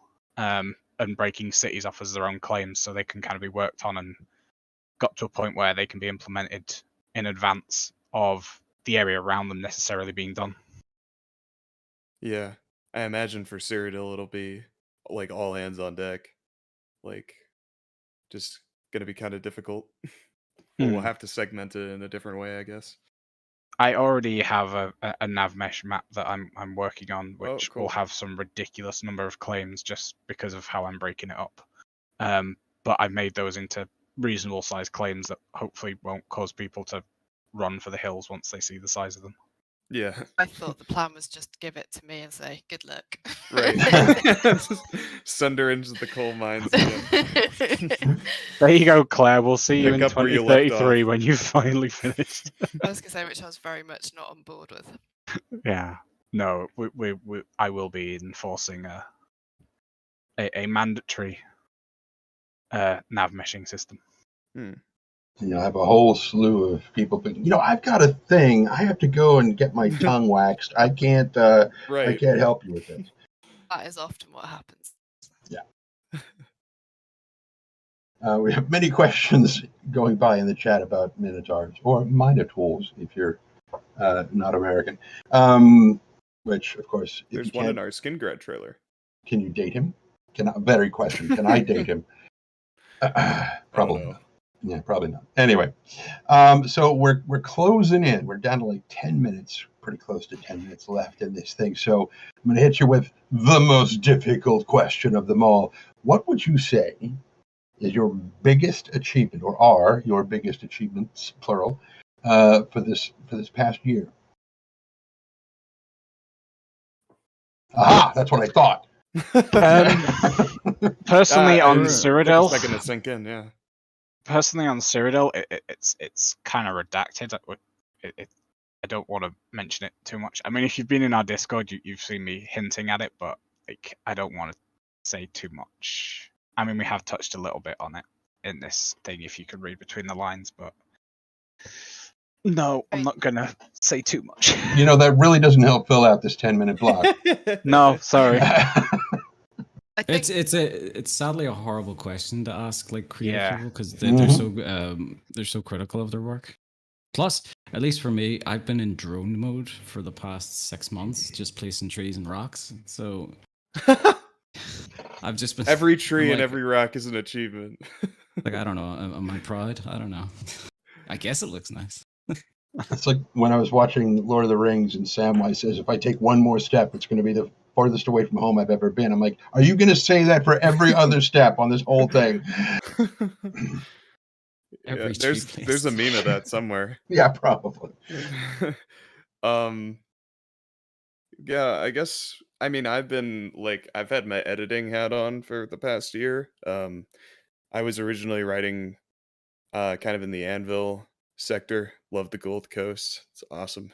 It's all paradise vibes and Florida retirement home kind of vibes.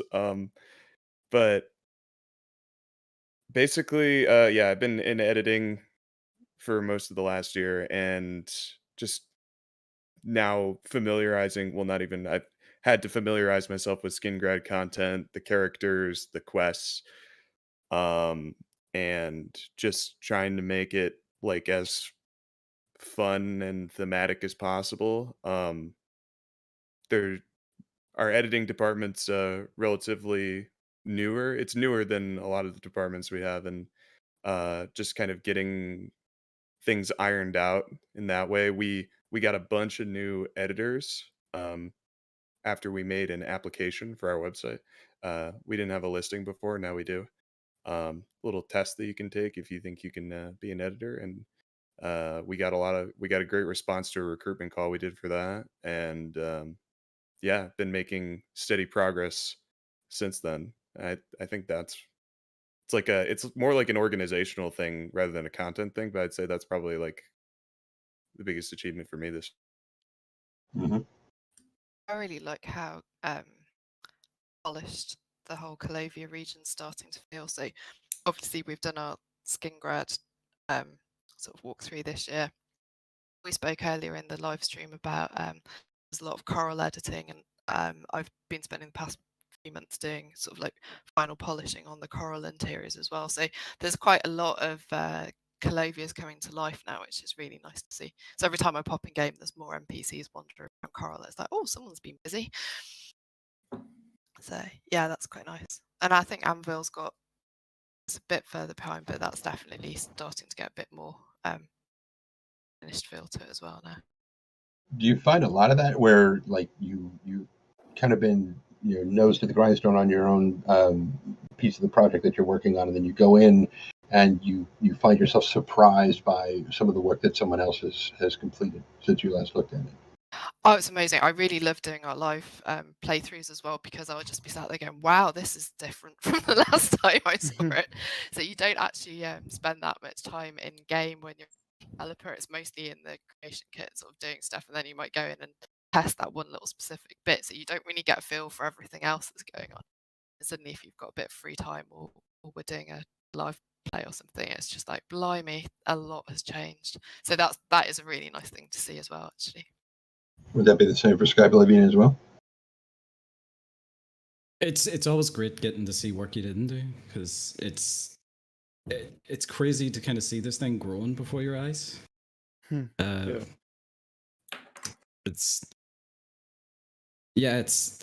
I'd say I tend to, because we've been churning out our regions pretty quickly this past year. I think last merge, our Clovian Highlands got finished. Rebelsies did that himself, and then after that merge, he moved on to the Cold Coast, minus Anvil, and he more or less just blasted that out, finished it. And I haven't even checked that out yet myself, so I can't wait. I haven't even checked out the Clovian Highlands yet from last merge, so I need to plan maybe like a big walk south, just start at the top and go south. But yeah, I can't wait to like walk through it myself. Nice little nature walk. It's usually difficult to kind of walk through your own work and see it through the eyes of the player. Mm-hmm. So it's always great looking through other people's work. We've seen this question pop up quite a bit. Will Cyrodiil use Skyblivion goblins? No, we've got our own. Yeah. Yeah, because Skyblivion's got the. I mean, I don't know about the tribes in Cyrodiil, but I know Skyblivion had that highlight in their dev diary. Just lots of character to the goblins, which was we've really funny. Tribes. All right. So, what disciplines are you most in need of for your respective teams? I would say definitely for Skyblivion, it is 3D architecture. So 3D artists specializing in architecture. It's definitely one because if you think about it, if you don't have say the 3D models for like an interior tile set, like an entire dungeon tile set, that means an entire like interior department can't work on that. So sometimes you get little things like that act as a bottleneck. So definitely, if there's a very little 3D architecture, means level design can't move on. Right. We only recently just got our interior Iliad set finished. We're free to move on from that, but our people are pretty quick. To like go back to the last question, like one thing I'm proud of is like our interior department, that like how insanely fast they're moving. Too goddamn quick for our 3D architecture guys to keep up. So yeah, it's definitely something we're in need of. It's 3D artists for architecture. Cyrodiil? I have no idea. Okay. We always need We always dungeon want people. everything. Yeah, Yeah. dungeons is. I was thinking it was interesting because it's pretty much the other way around for us. So we're definitely sort of dungeon designers at the moment. We were sort of editors, but we had a really successful editing recruit. I think we're not too bad there at the moment. But I mean, I think all departments are always happy for more people to come and join us. But yeah, dungeon designers is definitely a bottleneck for us. I'm desperately trying not to do a Roscrea plug at the moment as well. I mean, what I'll do is I'll do an AU plug because, like, for any of the things that we've just listed, the Arcane University Discord link is, and if there's no link in the description anywhere, should be just an easy search in YouTube, is the Arcane University. They have curriculums and all kinds of resources set up for people to learn modding in Skyrim, in any of the different areas. Voice acting has its own thing, writing has its own thing, level design. So if you're looking to get involved, that's a great place to start. Or if you already have the talent, definitely apply. We could also use writers, I think, personally. We've a lot of our writers have they're taking a bit of a hiatus, but some of them, the ones that have been mainstays are still hanging around. But we could always use new eyes, more people to write, especially with this Imperial City stuff coming up. We'll definitely need all hands on deck for that. So yeah, someone very early in the stream was asking about voice acting, and as one of the voice actors on the thing, definitely go and check out the Arcane University, because they can certainly help you learn or point you in the right direction if you are sufficiently skilled to help with any of the projects. One thing we do need on Cyrodiil is we need people who are good with the lighting, because like I am always envious of Skyblivion's lighting, because I mean, it's one of the nice contrasts between us is Skyblivion has this really kind of bright kind of feel to it, like, the Empire is at its height kind of thing.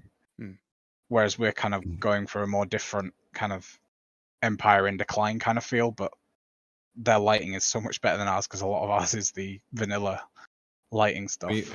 We don't even have our lighting guy anymore. Oh, he left us for Dark Souls 2. Oh man. So like people are, when they're told like, oh, do you mind if I like work on lighting a little bit, we're like, you be very careful, because like, we don't have that guy anymore. We don't have that guy anymore.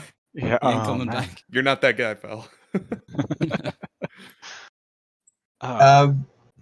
We're down to about a minute. What would you say, just real quick, because I saw the question go by in chat, what is like the general size of your two different teams?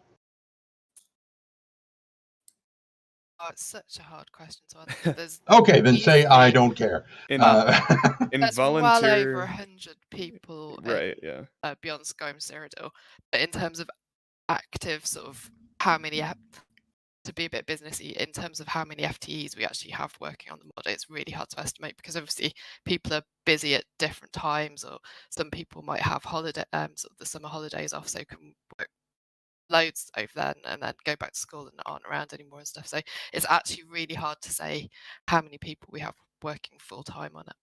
Same for But Skyblivion? every little It's the contribution exact really helps. Okay. Yeah, Then it's we the won't exact worry same about for it any Skyblivion. further. And We're that the brings us same, you right and to I. time. So this brings us to the end of the first part of day 2.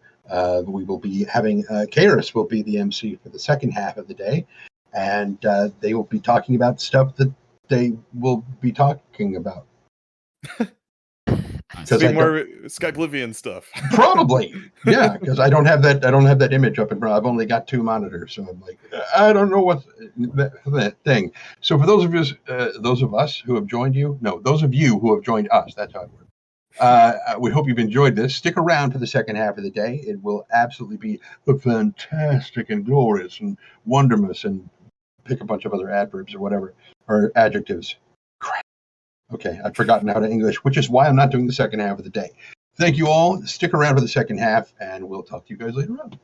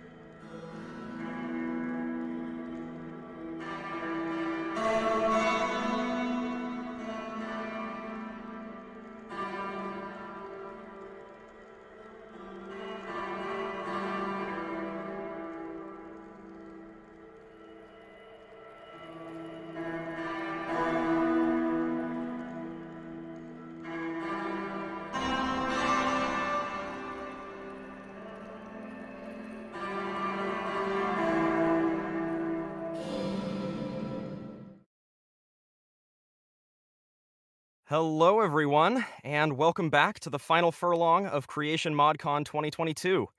Man, what a weekend it's been. I'm Kyrus, and I'll be your host right on through till the end. And if you've missed any of the amazing content we've shown you over the last 2 days, be sure to check it out on the Creation ModCon channel here on YouTube for all the fun and gossip. But to the more pressing matters at hand, let's look at what we still have in store. And don't worry, there's plenty more still to come. At 7:20 GMT, we will have our last special reveal of the weekend. I'm sure you'll see it's a real pearl. And a fine final reveal for Creation ModCon 2022. We'll follow that up with our Skyblivion Q&A at 7:30 GMT. So get your questions in the chat if you want the chance of getting some answers about all the wondrous things you've seen today.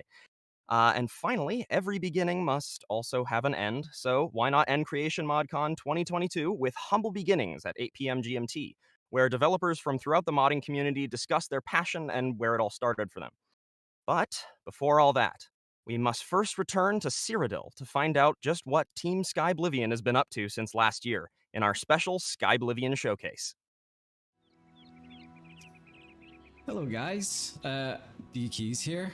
I'm lead level designer for Skyblivion, and with me I have project lead Kyle Rebel's Eyes. Hello everyone. So today we're going to be showing you some landscape, but more excitingly we're going to be showing you off 2 small side quests. One very small side quest and one not as small. So yeah, right now we're in Pell's Gate, which is very serene at the minute. It's currently maybe around 5 o'clock, so what I want to do is I want to go to Reveal. I want to hopefully find an inn on the road to stay at, because we don't want to be traveling the road at night. But yeah, we're walking through the road to Reveal, which cuts through a very dense silver birch forest.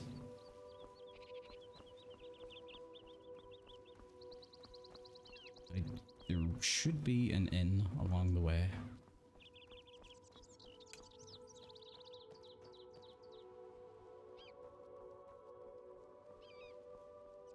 I'm not really wearing much armor at the minute, but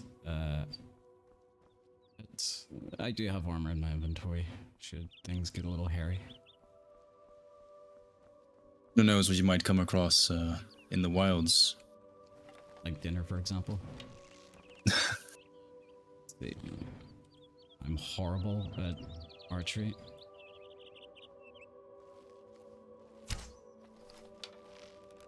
Case in point.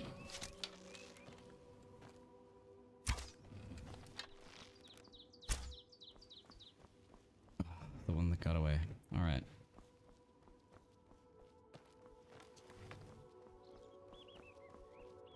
Might be something else on the road.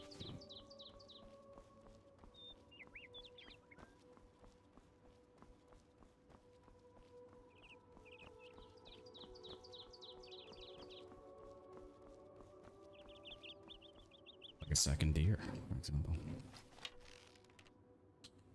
Don't mess this one up. Remember, hold your breath, take aim. Dead.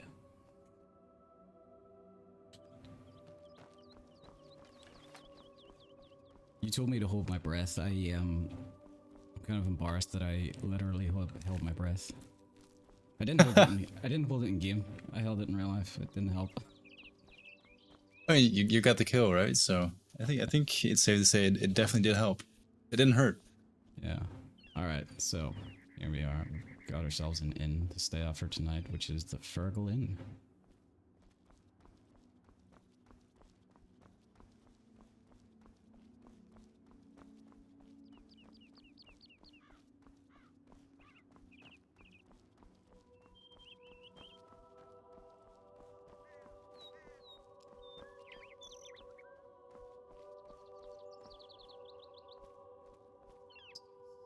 Went wrong here.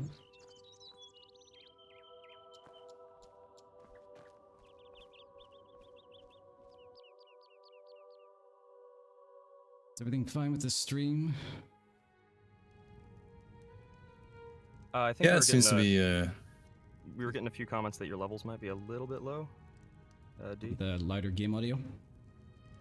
No, your mic. Your mic, yeah. Mic's a bit low? Okay. I'll increase the game audio just a tad. Alright. Oh, what's going on in here?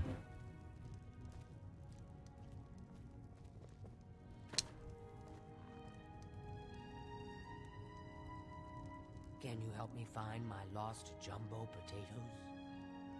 It's not often you get asked that question. Okay. About your jumbo potatoes. Please, you must help me find them. If I don't have them for the next batch of my famous potato bread, I don't know what I'll do. How stupid I was to leave them outside all alone like that. All I wanted to do was give them some sun. Next thing I knew, they were gone. I saw someone running off to the west, but I'm too frightened to journey into the woods alone. Please, can you help me? I'll pay you well, I swear. Alright then. It's probably something we can do before the sun goes down.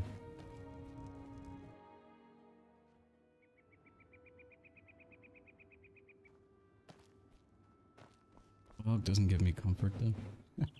Oh.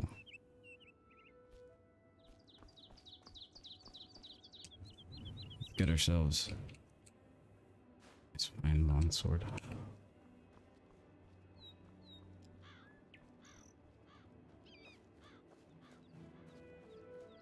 Head into the foggy woods.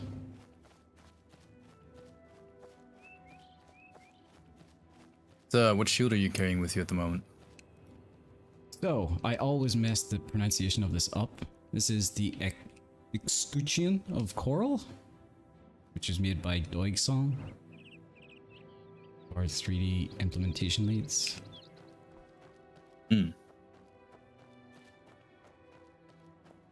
Oh, this headed west. Oh, you're not the one that stole the potato rope.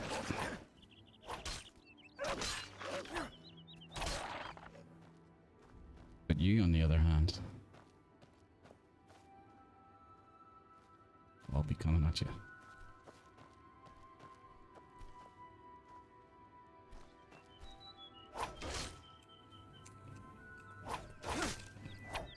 Come here.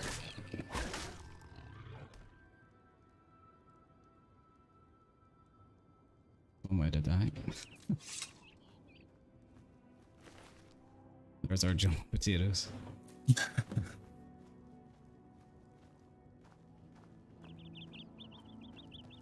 Door.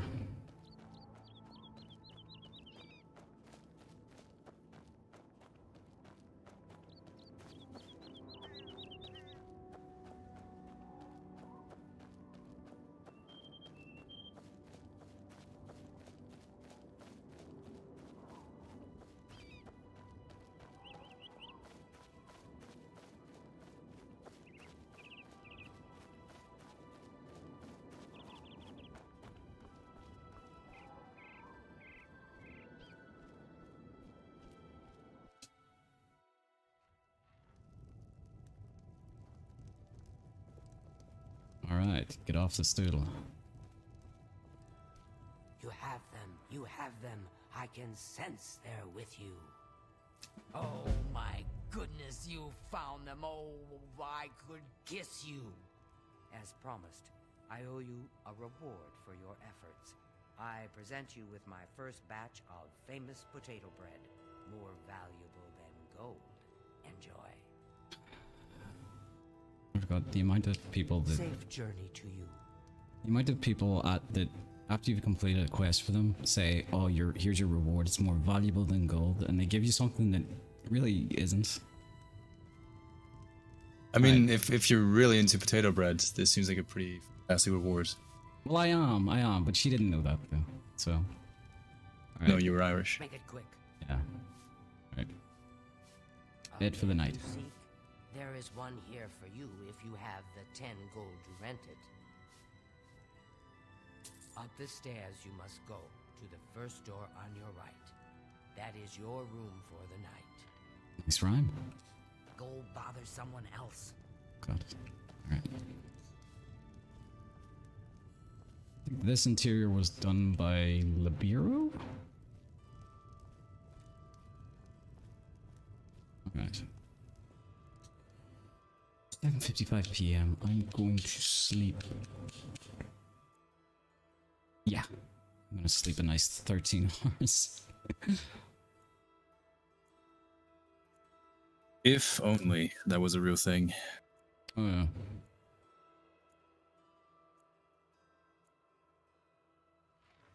Right. I'm well rested and ready for the road. Please be good weather. He likes to... I'll take it.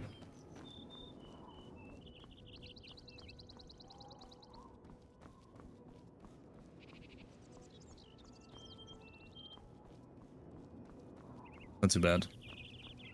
Yeah. So, fun little fact one little thing that I wanted to prepare for this showcase was people like seeing good weather. They love to see the beautiful weather. So I made it especially important to go in and delete all overcast and stormy weathers from the regions. And it still manages to come over into this region.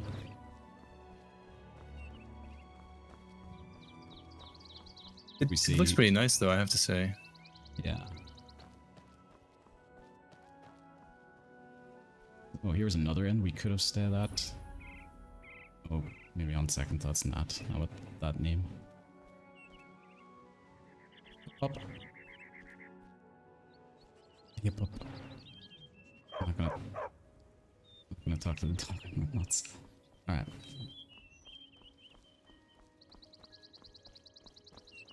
Let's get a move on to Reveal.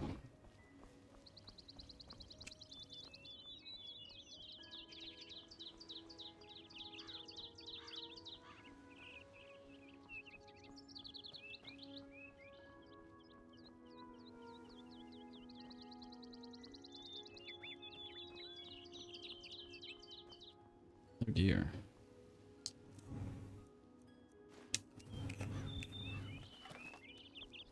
Something interesting. Someone in the chat asked if we can ask the dog for rumors, but unironically, that is currently a bug we have in the game, that you can actually ask the dog for rumors. It's either he either talks to you about the Dark Brotherhood or he encourages you to join the Fighters Guild. It's not only a bug, it's a returning bug. I think we've squashed it a few times and it comes back. Now, if you saw Skywind stream yesterday, you saw they had levitation. Now, levitation's outlawed in Cyrodiil, and there are still some people that break this rule. This tree, for example, is breaking the levitation law. It's so we're gonna have to like send a lumberjack out, like an imperial lumberjack, to like arrest it and then cut it. So put that thing on display, hang it in public. Make an example out of him. Or her. Come on, who are you?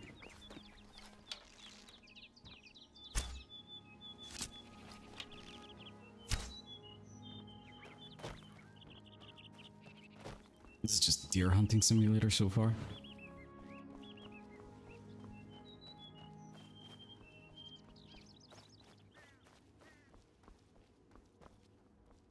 Where did it go?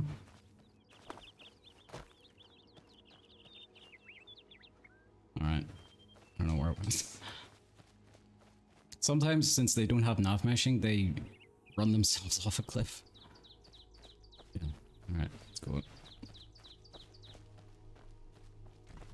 Oh, no, no, no, no, no, no, no, no, no, no.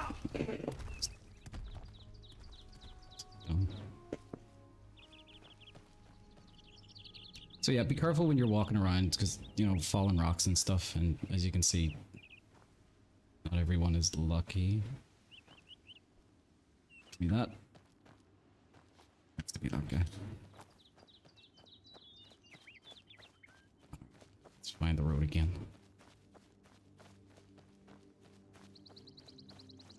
You are.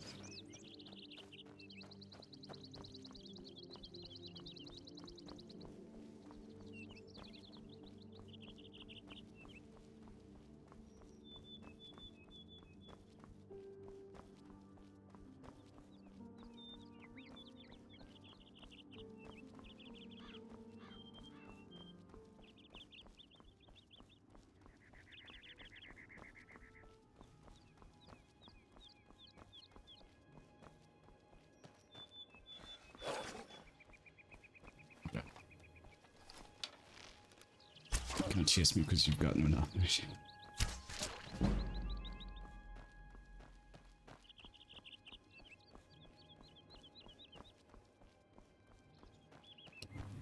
Maybe worth noting that nav meshing an area is basically the last part of its development cycle, and that's currently what's keeping AI, like enemy creatures and NPCs, from actually following you around or chasing you down.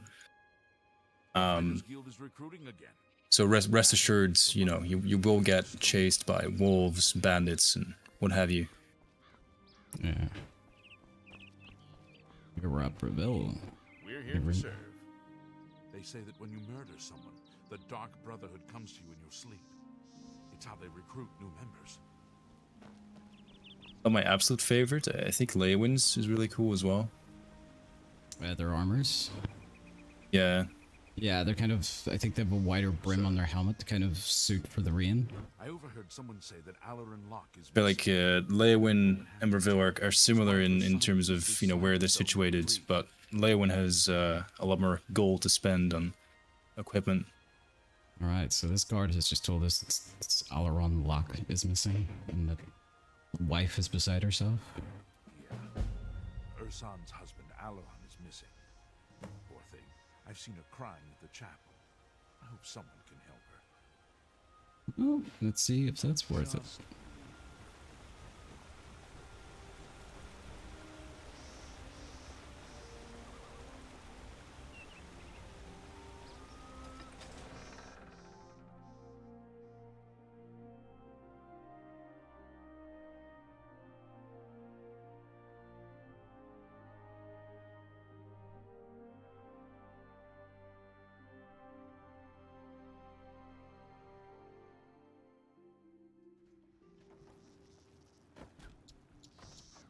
Alright, so here we are in Reveal. I would say it's seen better days, but has it? Yeah. Alright. I think I know where she lives. Oh, that's a murder weapon. I'm not gonna touch that.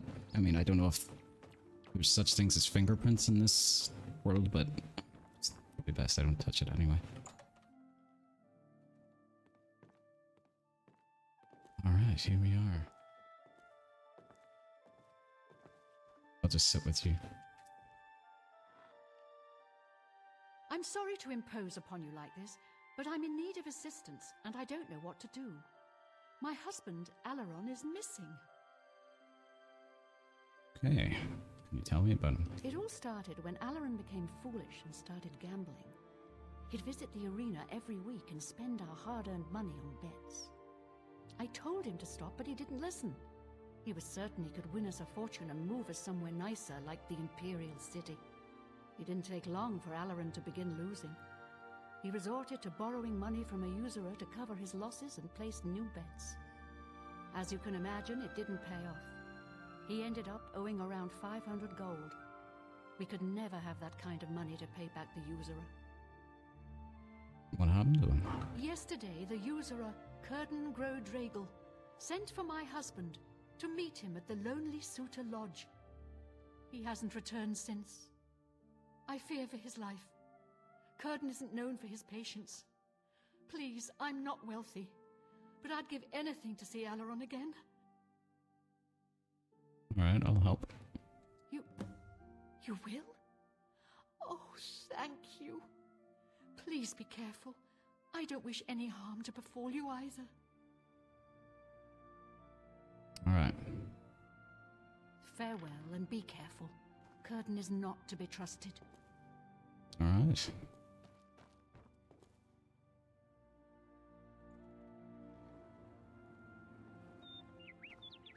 I know I mentioned it probably in the Recreating Cyrodiil podcast, but for anyone who didn't see that, so Reveal was done by one of our landscaping artists, the Lutist.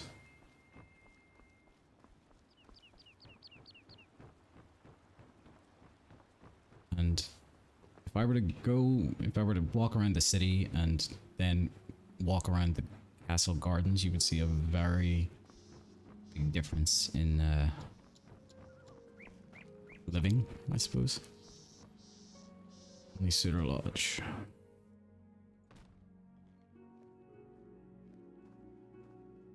So it's pretty obvious in Reveal where the money is actually going. Yeah.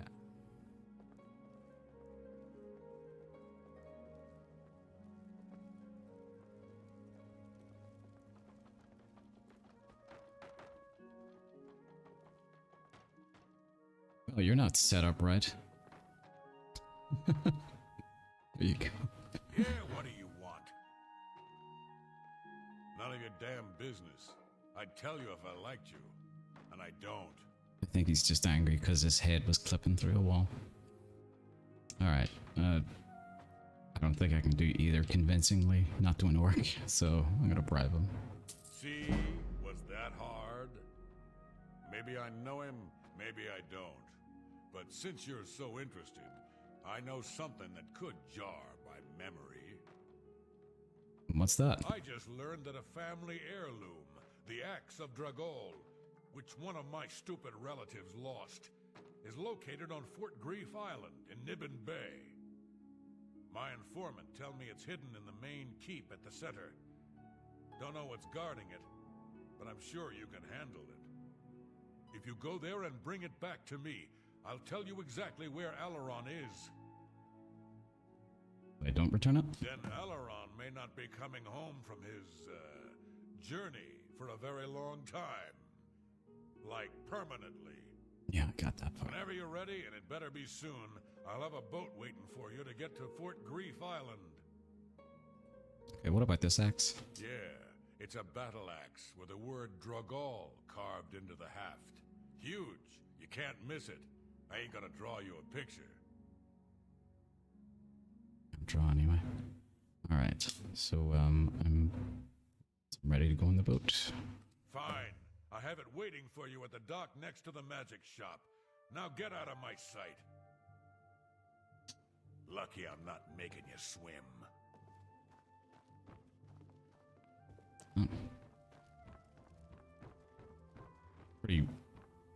It's a pretty standard attitude you'll find around Reveal.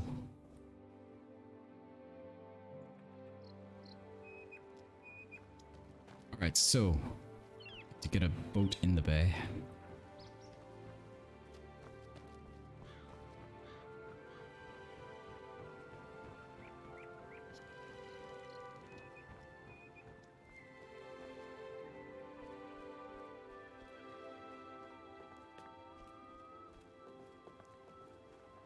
One of them.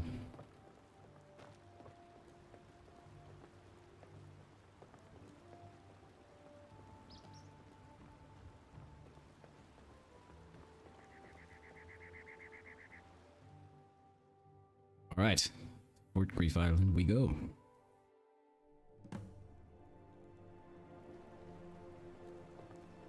So, this is Fort Grief.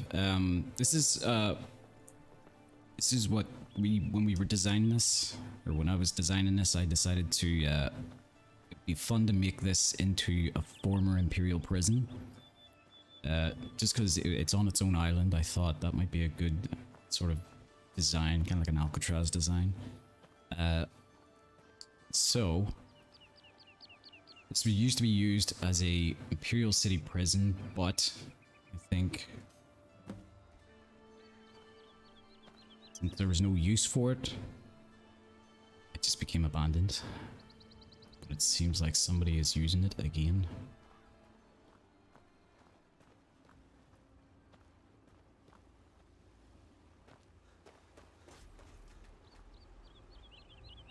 And we're trapped.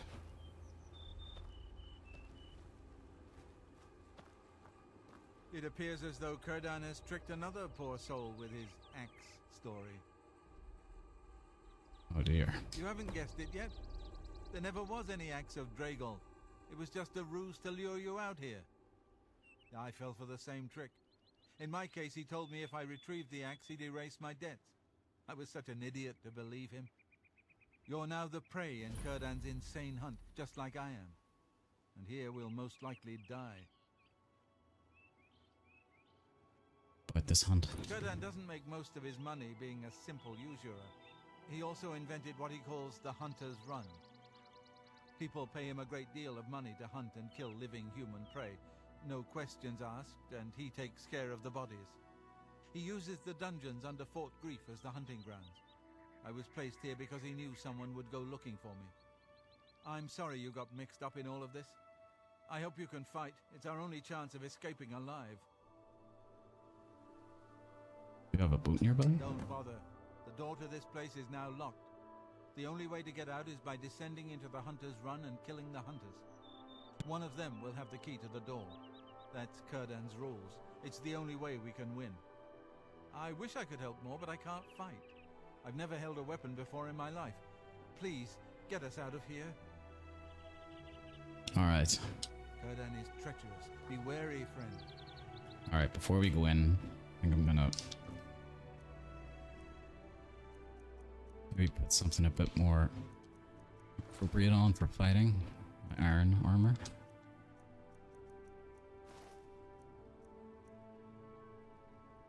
Could go with steel.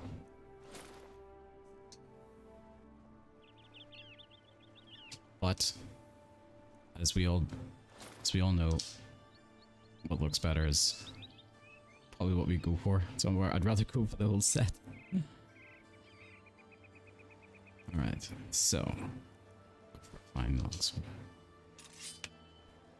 Let's do this. The Hunter's Run.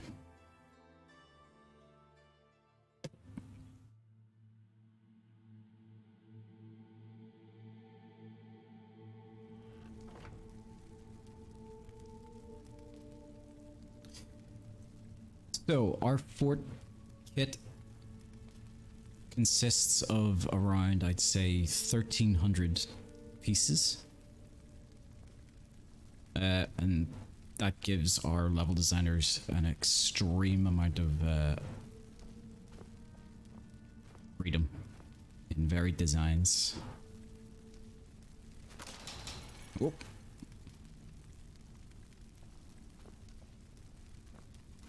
So you'll definitely find that the forts in Skyblivion are they're a lot more detailed previously in Oblivion. Alright, so that's locked. Oh dear.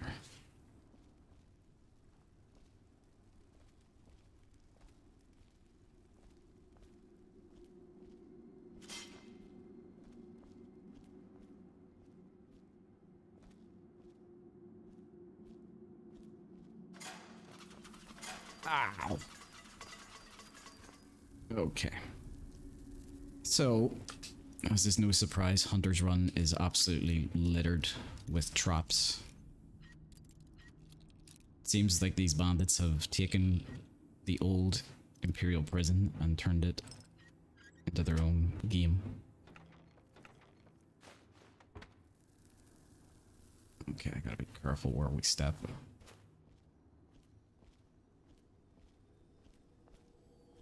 We have here.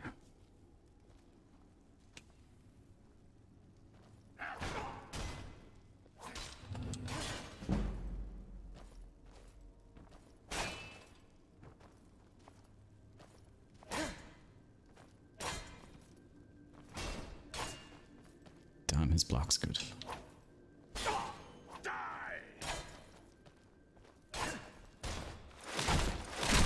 Oh.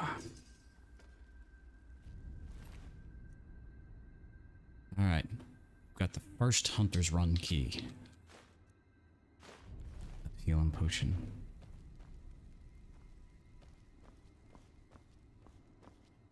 We have here Grease.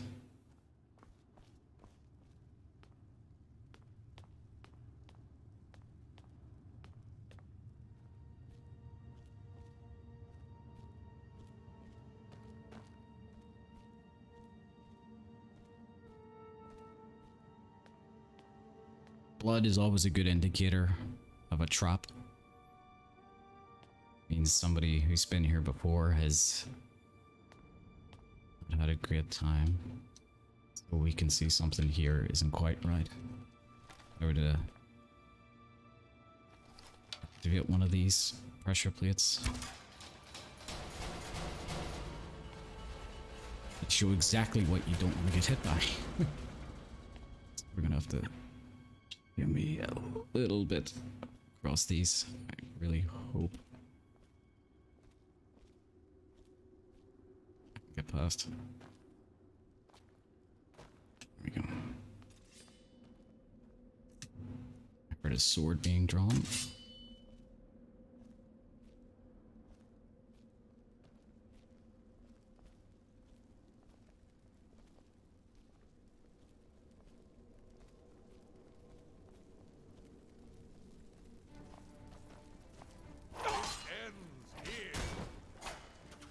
Oh, made him step on it. I'm just warming up, you pathetic worm.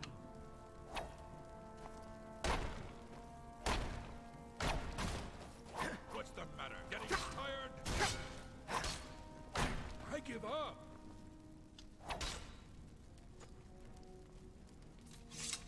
Wasn't so bad.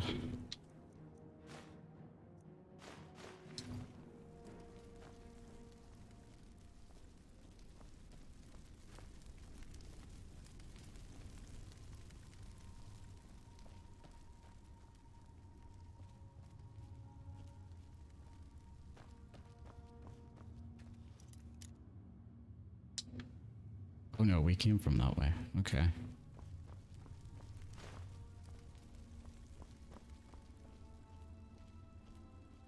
Hunter's Abyss. Hunter's Run keys have been used to open the door.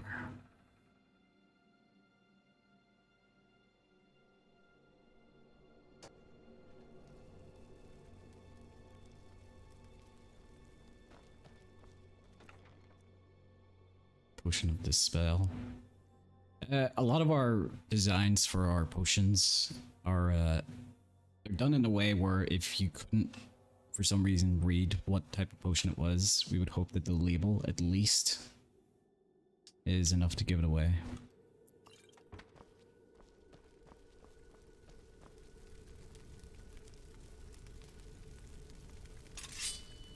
Another room filled with traps.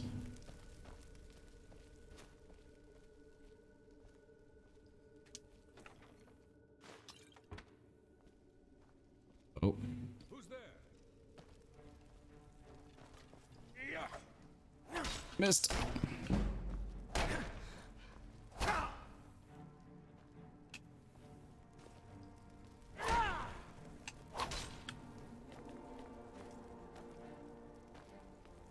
This ends here.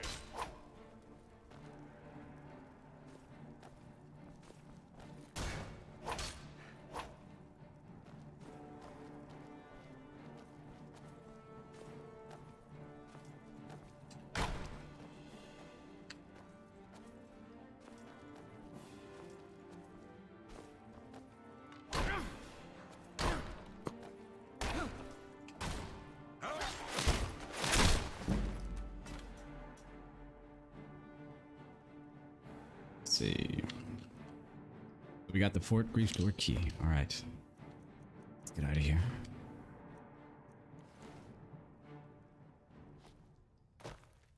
Go away now.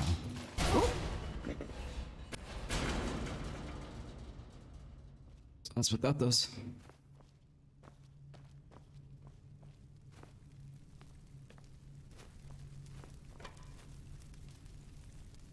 This must be all the I wouldn't want to say previous contestants. Maybe that's a bit.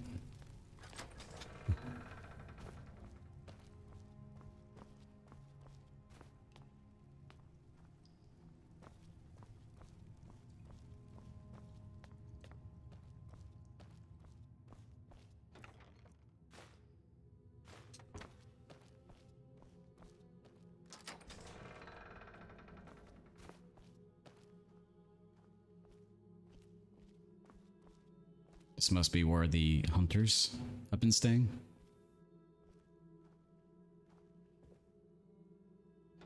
They seem to have been gorging themselves fat.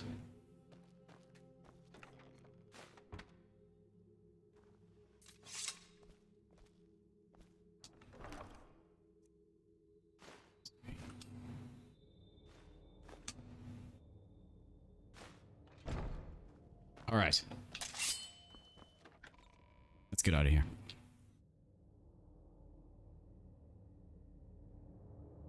Would be nice to see the light of day.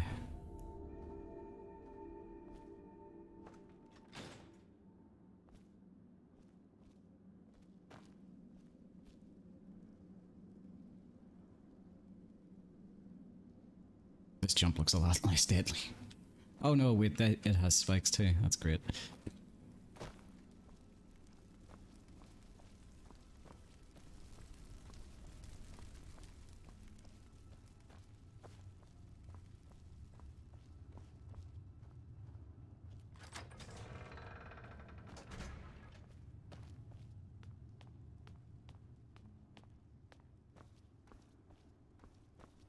I think we can put our sword away. So yeah, you can see here, this be a prison. Oh, wait. Breaking the wall here.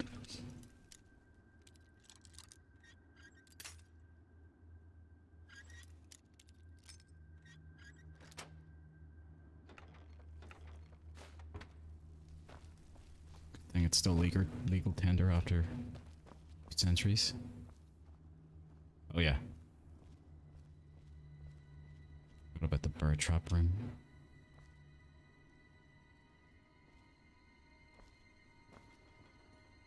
Can I use a bird trap? You... Nice. Ow. What about the third one?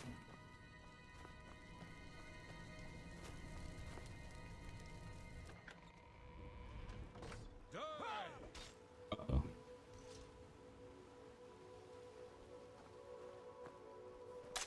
I'm impressed that you killed all my clients. Doesn't matter. More will come along with their purses fat with gold and hearts lusting for blood. Too bad about Alarin. Didn't need him anymore now that you're here. At least now he's free of his debt. But I won your game. Do you really think I could afford to let you leave here? The key you found is a fake. No prey has ever left this island alive. And I aim to keep it that way. You were right about one thing, though. This is my game, and I'm changing the rules. Here we go.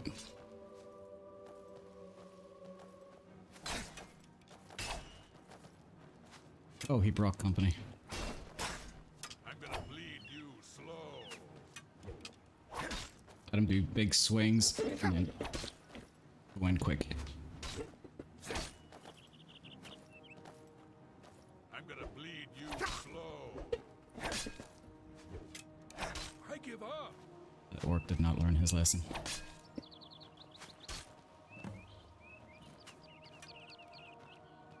Do your worst.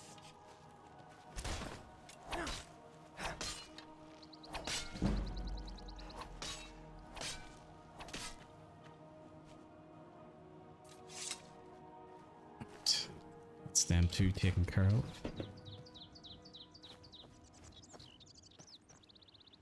Or all around. Oh, money.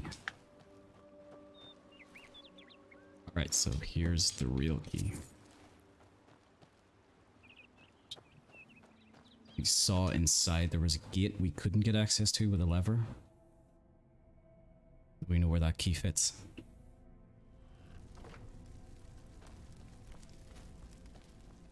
Hopefully there's some nice treasures in here. Which there are.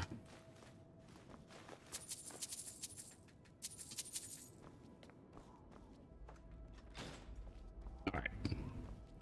Let's get off this godforsaken island.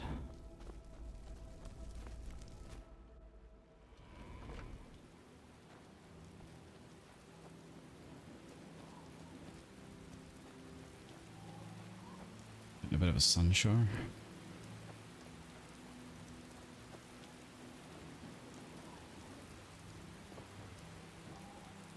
Back to Reveal.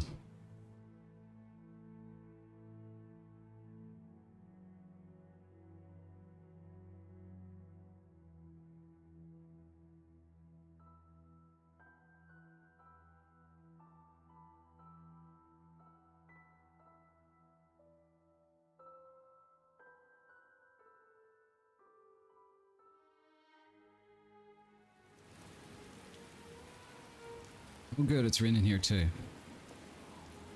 In fact, you know, I think the rain suits Breville much better.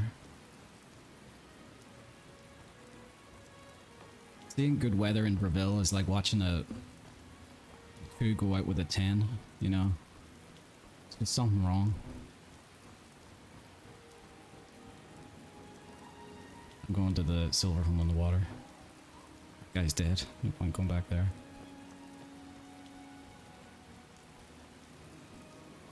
Cosmos the cheat. One more coin, and I can get a pair of shoes. Alright. Thank you, kind sir. Just like that, we also have the inconsistent voice files.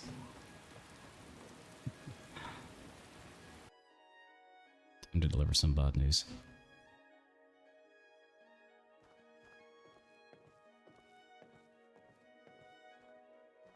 So, you can take that wedding ring off. Something's wrong, I can tell. What's happened to Alaron?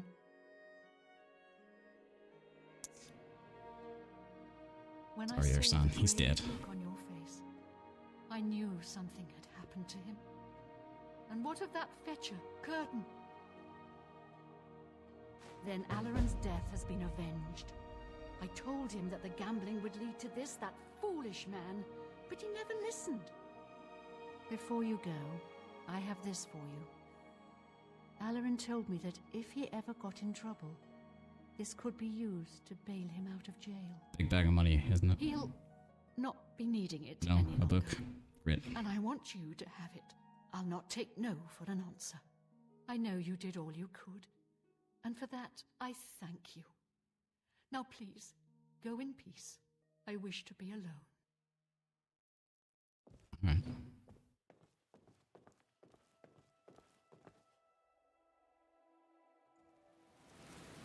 So, not the happiest ending to the story. But yeah, that's just one of the many stories I'm sure you're all aware of that's in Breville. Those of you who loved and played Oblivion. But yes, I think this is where we will conclude our stream. Should be everything. Yeah.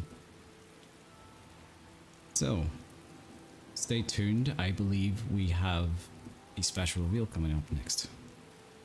That's right. Yeah, all right, everyone. So after that amazing showcase, up next is our special reveal for the Skyblivion project. We hope that you enjoy, and I'll see you in a couple minutes afterwards for some quick Q&A. So remember to keep posting those questions in the chat, folks.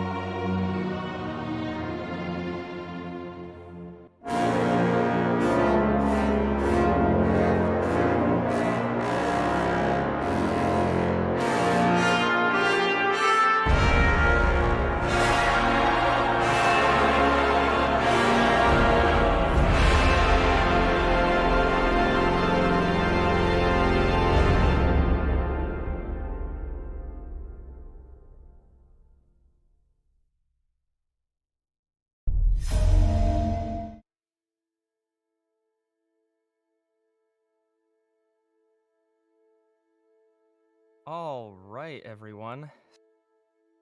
So, after that amazing showcase, it's on to our special reveal for the Skyblivion project. We hope you enjoy. Oh, terribly sorry. I'm reading the completely wrong thing. So, welcome back, everyone. I'm here with Kettle Witch. Kettle Witch, why don't you introduce yourself? How you doing? Tell everyone what your role is on the project. I'm Kettle Witch. I'm one of the project leads for the Thras project, and delighted to be here. And I'd like to say thank you for ModCon for having us this year. It's great to be here. Yeah, awesome. All right. So, I mean, first off, for those of us who aren't really as familiar with Thras, can you tell us a little bit about it? Sure. It's never really appeared in any of the TES games. The characters, the slow characters, are Slugmen Necromancers, who have a long and proud history of trying to wipe Alanor and pretty much all High Elves.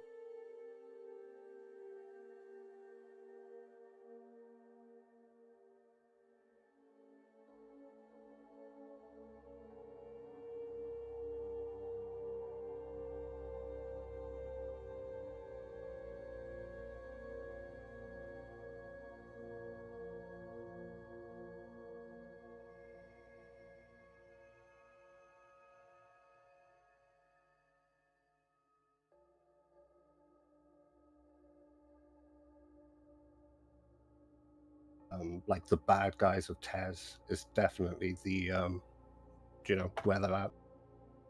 Right, right. Okay, so when and how did this project start? Tell us a little bit about that.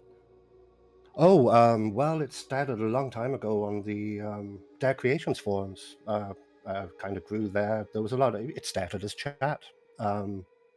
Took a long time to move from chat into sort of reality, if you like, kind of thing. But it's gone through a few iterations. But, we're here, we're pretty strong, and looking forward to doing more and reaching out to the community.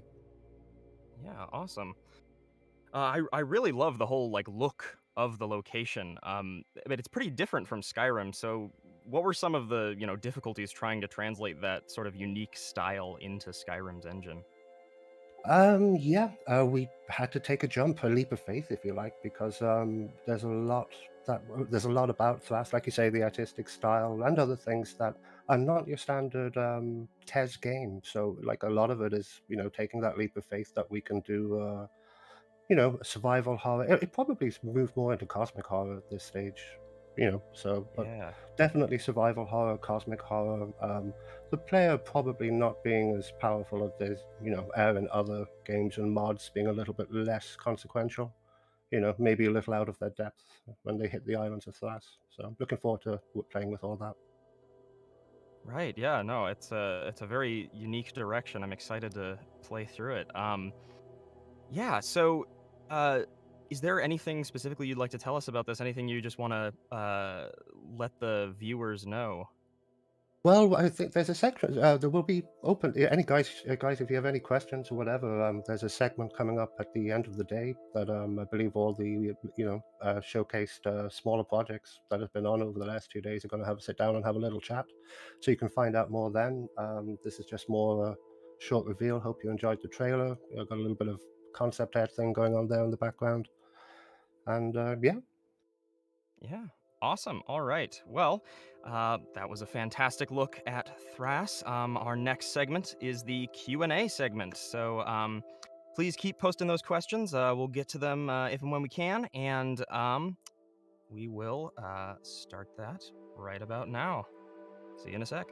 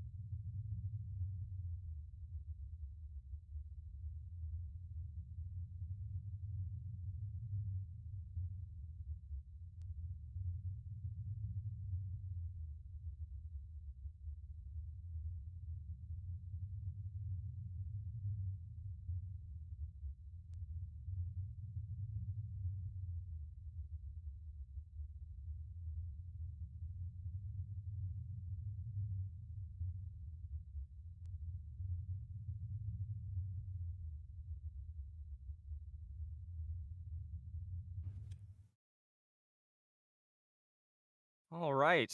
Hey everyone, welcome back, and welcome to the Q&A segment of today's stream, where you'll be able to have all of your questions answered by the wonderful folks on the Skyblivion team. So, I have 2 people here. If you guys could just go ahead and introduce yourselves, say what you do on the project, that'd be great. So I'm Dee, you just heard from me. I'm a lead level designer, co-lead level designer of Skyblivion. And I'm Wesley. I am the coder, often called tech wizard lead for Skyblivion. All right, awesome. So, we will hop right into some community questions that we've been collecting along the way during the stream today. So, first off, from looks like Dragon Riker, how far done are the Great Forest and Westweld regions? So those are actually 2 of the regions that are probably in the most like heavy state of construction at the minute, because the Great Forest to us is, it's in both the Great Forest and the Westweld are areas that are like very special to us. The Westweld for being so, it's like color, or Cyrodiil's known for being extremely colorful, but the Westweld is where it really like becomes saturated, and the Great Forest is just, you know, we always kind of remember it, even in Oblivion, which might look dated now. Remember it as some colossal forest that you could get lost in. So it's something we really wanted to spend time on getting right. So I'd probably say that's the furthest back progress. Let me just get us a good time of day here. So another question from Gazelle. Will Skyblivion support other languages, like German, for example? So I believe any language that Oblivion got localization for, we should be able to bring those audio files over. So hopefully. Awesome, yeah. And then another question from someone whose name is just name. What have been some interesting challenges in remaking Oblivion? Ooh, interesting challenges. Yeah, it's a broad one. Yeah, I can actually chime in on this one. Yeah. Oblivion uses something that we typically call OB script, which is a scripting language they use for quests. Skyrim uses a language called Papyrus. And so one of the chief challenges for me was to assist with the conversion from one language to another. One was a pretty simple and dated language, and trying to move that into a more advanced and capable system. And so just right off the bat, converting the quest system, they don't even talk the same language. So we had to write a translator, basically translated one set of instructions into another to get quests working. Yeah, and I think creatively, one challenging thing about Skyblivion is trying to find out what stays, what goes, because you're recreating it. I think one of the things we realized we were doing was we were recreating it from memory, and you know, our memories look a lot better than the real thing. It's like a funny thing whenever our weathers came in and we took a look at our weathers compared to old Oblivions. Like, we always remembered Oblivion having like beautiful, vibrant weathers, but when we compared it to an Oblivion image, Oblivion was much more muted compared to ours. So it's funny how you see like sometimes your memory can be much more saturated than what the actual thing was. But I guess it's a challenging thing trying to find what the vast majority of people remembered and loved about Oblivion, and keeping that and remembering what definitely you know, could be improved upon and what could go.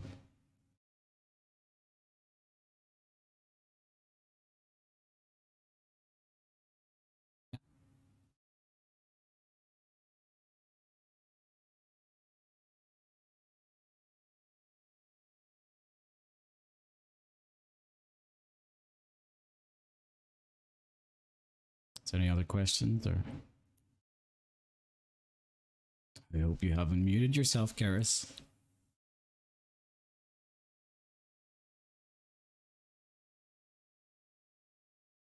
I got some questions for you, D. Hi. Hey, Diegler. You're not My Karis. name is Diegler, and I will be filling in for Karis as his internet randomly went out. Sorry about that, guys. It seems to be going wrong because Kyle seems to have had internet issues and he disappeared. But thankfully, we also have Heavy Burns joining us today as well now. I have also appeared as our project lead has mysteriously disappeared due to power outages. So I have risen from the ashes to save the question and answers stream. Here we go. Welcome. Yeah, please. What was the last question Karis asked you? It was biggest challenges. Yeah. Unique What are your challenges? favorite areas or locations in the Skyblivion build currently? This is asked by Lilum. Ooh. I feel like it's an unfair question at the minute because I haven't seen Kyle's latest Glovian Highlands yet, or Gold Coast, which is... Oh, I was going to say I might have it, but I don't have the latest build. So no, I don't. Why is there 3 mud crabs down at the beach? Wesley, do you have a particular favorite place in the build that you like to visit? Or do you not get to go into the build very often? Well, right. So I actually don't like to explore too much because I like to, I want to save some for the final product. But I like just walking around the Imperial City and walking around the exterior, because that was such a great memory for me, being in that area and sort of seeing it from far off and walking up close. I like to explore the different paths up to White Gold Tower as you see it from far away and stuff. So that's my favorite thing, just being around the Imperial City and just getting a little taste of those feelings that I had a long time ago as I do the very same thing back on the Xbox 360. Yeah, for sure. Heavy Burns, you got a favorite place? I You would do say a ton of cinematography, so you got some good shots, maybe. Exactly. This is where my answer comes from. Is one of my most favorite areas in Skyblivion is actually Sancretor, because it's so unique and different compared to the rest of Oblivion, but to the rest of any Elder Scrolls I've seen so far. It's got this really spooky atmosphere. The architecture is really cool, and it's just got this really unsettling kind of tone to it, which really helps sell that final mission where you go there. I think we've shown it off before, which is it's a key part of me filming in a lot of videos now. For sure, yeah. I'm back. I'm alive. So sorry about that. My internet dropped out. Welcome, Kairos. The last question I asked them was about favorite areas or locations. So the next one's from Rex the Butterfly King. I will let you take it away. All right. Yeah, so from Rex the Butterfly King, how has the landscaping department made the world feel alive compared to static? For example, how have they used critters such as butterflies to add life to otherwise empty areas? Sorry, you cut out a little bit there. But one thing, funny enough, that gives a lot of life to the landscape is something we haven't yet gotten to inject into it, which is Navmesh, which is the ability for wolves to chase deer, Imperial Foresters to chase wolves and deer. I definitely think that the thing that will give it life is when we finally get that Navmeshing in there. It seems like maybe the importance of Navmesh might get overlooked a lot. Because it's just, someone might think of it simply as just, oh, where NPCs can walk, but a lot of people don't think that just what that means for the game is people going about their schedules, people taking trips from one city to another. I definitely think that will give it life, because anytime we do get Navmesh plugged in to an area that's finished, it definitely gives it a lot more life. I mean, these wolves are walking about now, I don't know how, but... yeah. So things still feel pretty static at the minute, but that's usually the thing that gives it life. Awesome. All right. Am I still cutting out or am I good? You're good. You are good. All right. Awesome. So the next question is from Thornholt. When showcasing Skyblivion, it's always the remaster that's being mentioned. Is there any info out there regarding the port version? I have So our quest guys primarily work on the port. So whenever they're doing quests, they get it working in the port first, and then they haven't really gone over yet and gotten them to work on the remaster. They're going to get them all working on the port first, and then that's when they tackle the quests in the remaster. But as you just saw with our showcase there, I don't want to say it, but sometimes they just work. And like that potato quest, for example, when ported over to the remaster, it worked perfectly fine. There wasn't really too much. There wasn't too many like massive differences to cause issues to the quest. So for the status of it, I do believe we still intend to release Skyblivion, like the straight port version, alongside the remaster. I think it's because we've shown off the remaster so much that we wouldn't want to give the port away first as the first impression. Yeah, to be honest, I don't know too much about the base since I'm a remaster boy. All right. Next question from Corinthian. Will arenas originally planned for every city be implemented in Skyblivion? Sadly not. I wish we could, since we're working with the voice files we do have, or the voice files Oblivion had. Sadly, I don't believe there's any surviving audio from whenever that quest was planned, or if it was ever recorded in the first place. That's one of those things that I look forward to a modder doing. Similar to the Thras Reveal quests. These are things that it would take us a lot of time to implement. It would a very, very long time to do that. But yeah, sadly we can't. Yeah, I think one thing we're trying to do more purposefully is keep it kind of as simple as possible in terms of whatever was in Oblivion will be in Skyblivion for now. And if there's any extra content that maybe wants to be made after, then you can look at making, the team's own DLCs after the originals come out and things like that. But for now, it's just going to stick to whatever is in Oblivion will be in Skyblivion. Awesome. The next question comes from Anonymia. Is there marriage in Skyblivion? Sadly not. Is there marriage? No. Okay. Yeah, it's another thing where we're very, very limited by the voice files. I suppose it's a good thing as well because the voice files keep us contained to not too much like feature creep. I wasn't actually sure if there's any marriage in Oblivion, but from that answer, I guess not then. No. Again, these are all amazing ideas for the mod, or a mod to be added to Skyblivion, because there's a lot of stuff like that, similar to like another one is like the Hearthfire capability of being able to make your own house. I can't wait because we've done so much landscaping in areas where it would be perfect to build a house. I would love to see someone mod Skyblivion and add in like Hearthfire compatibility and add in children because they don't exist in Oblivion. Oh yeah, kids don't exist here. It's if you wanted perfect paradise for adults. Yeah. Send them through the trap run you did earlier. That's where they all go. Full adults just crawl out of the ground. I just noticed that we don't have audio for the game. I'll give them that. They want. Oh.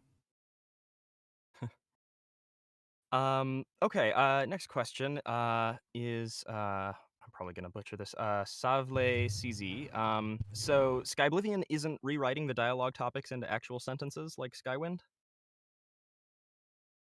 I'm not too sure.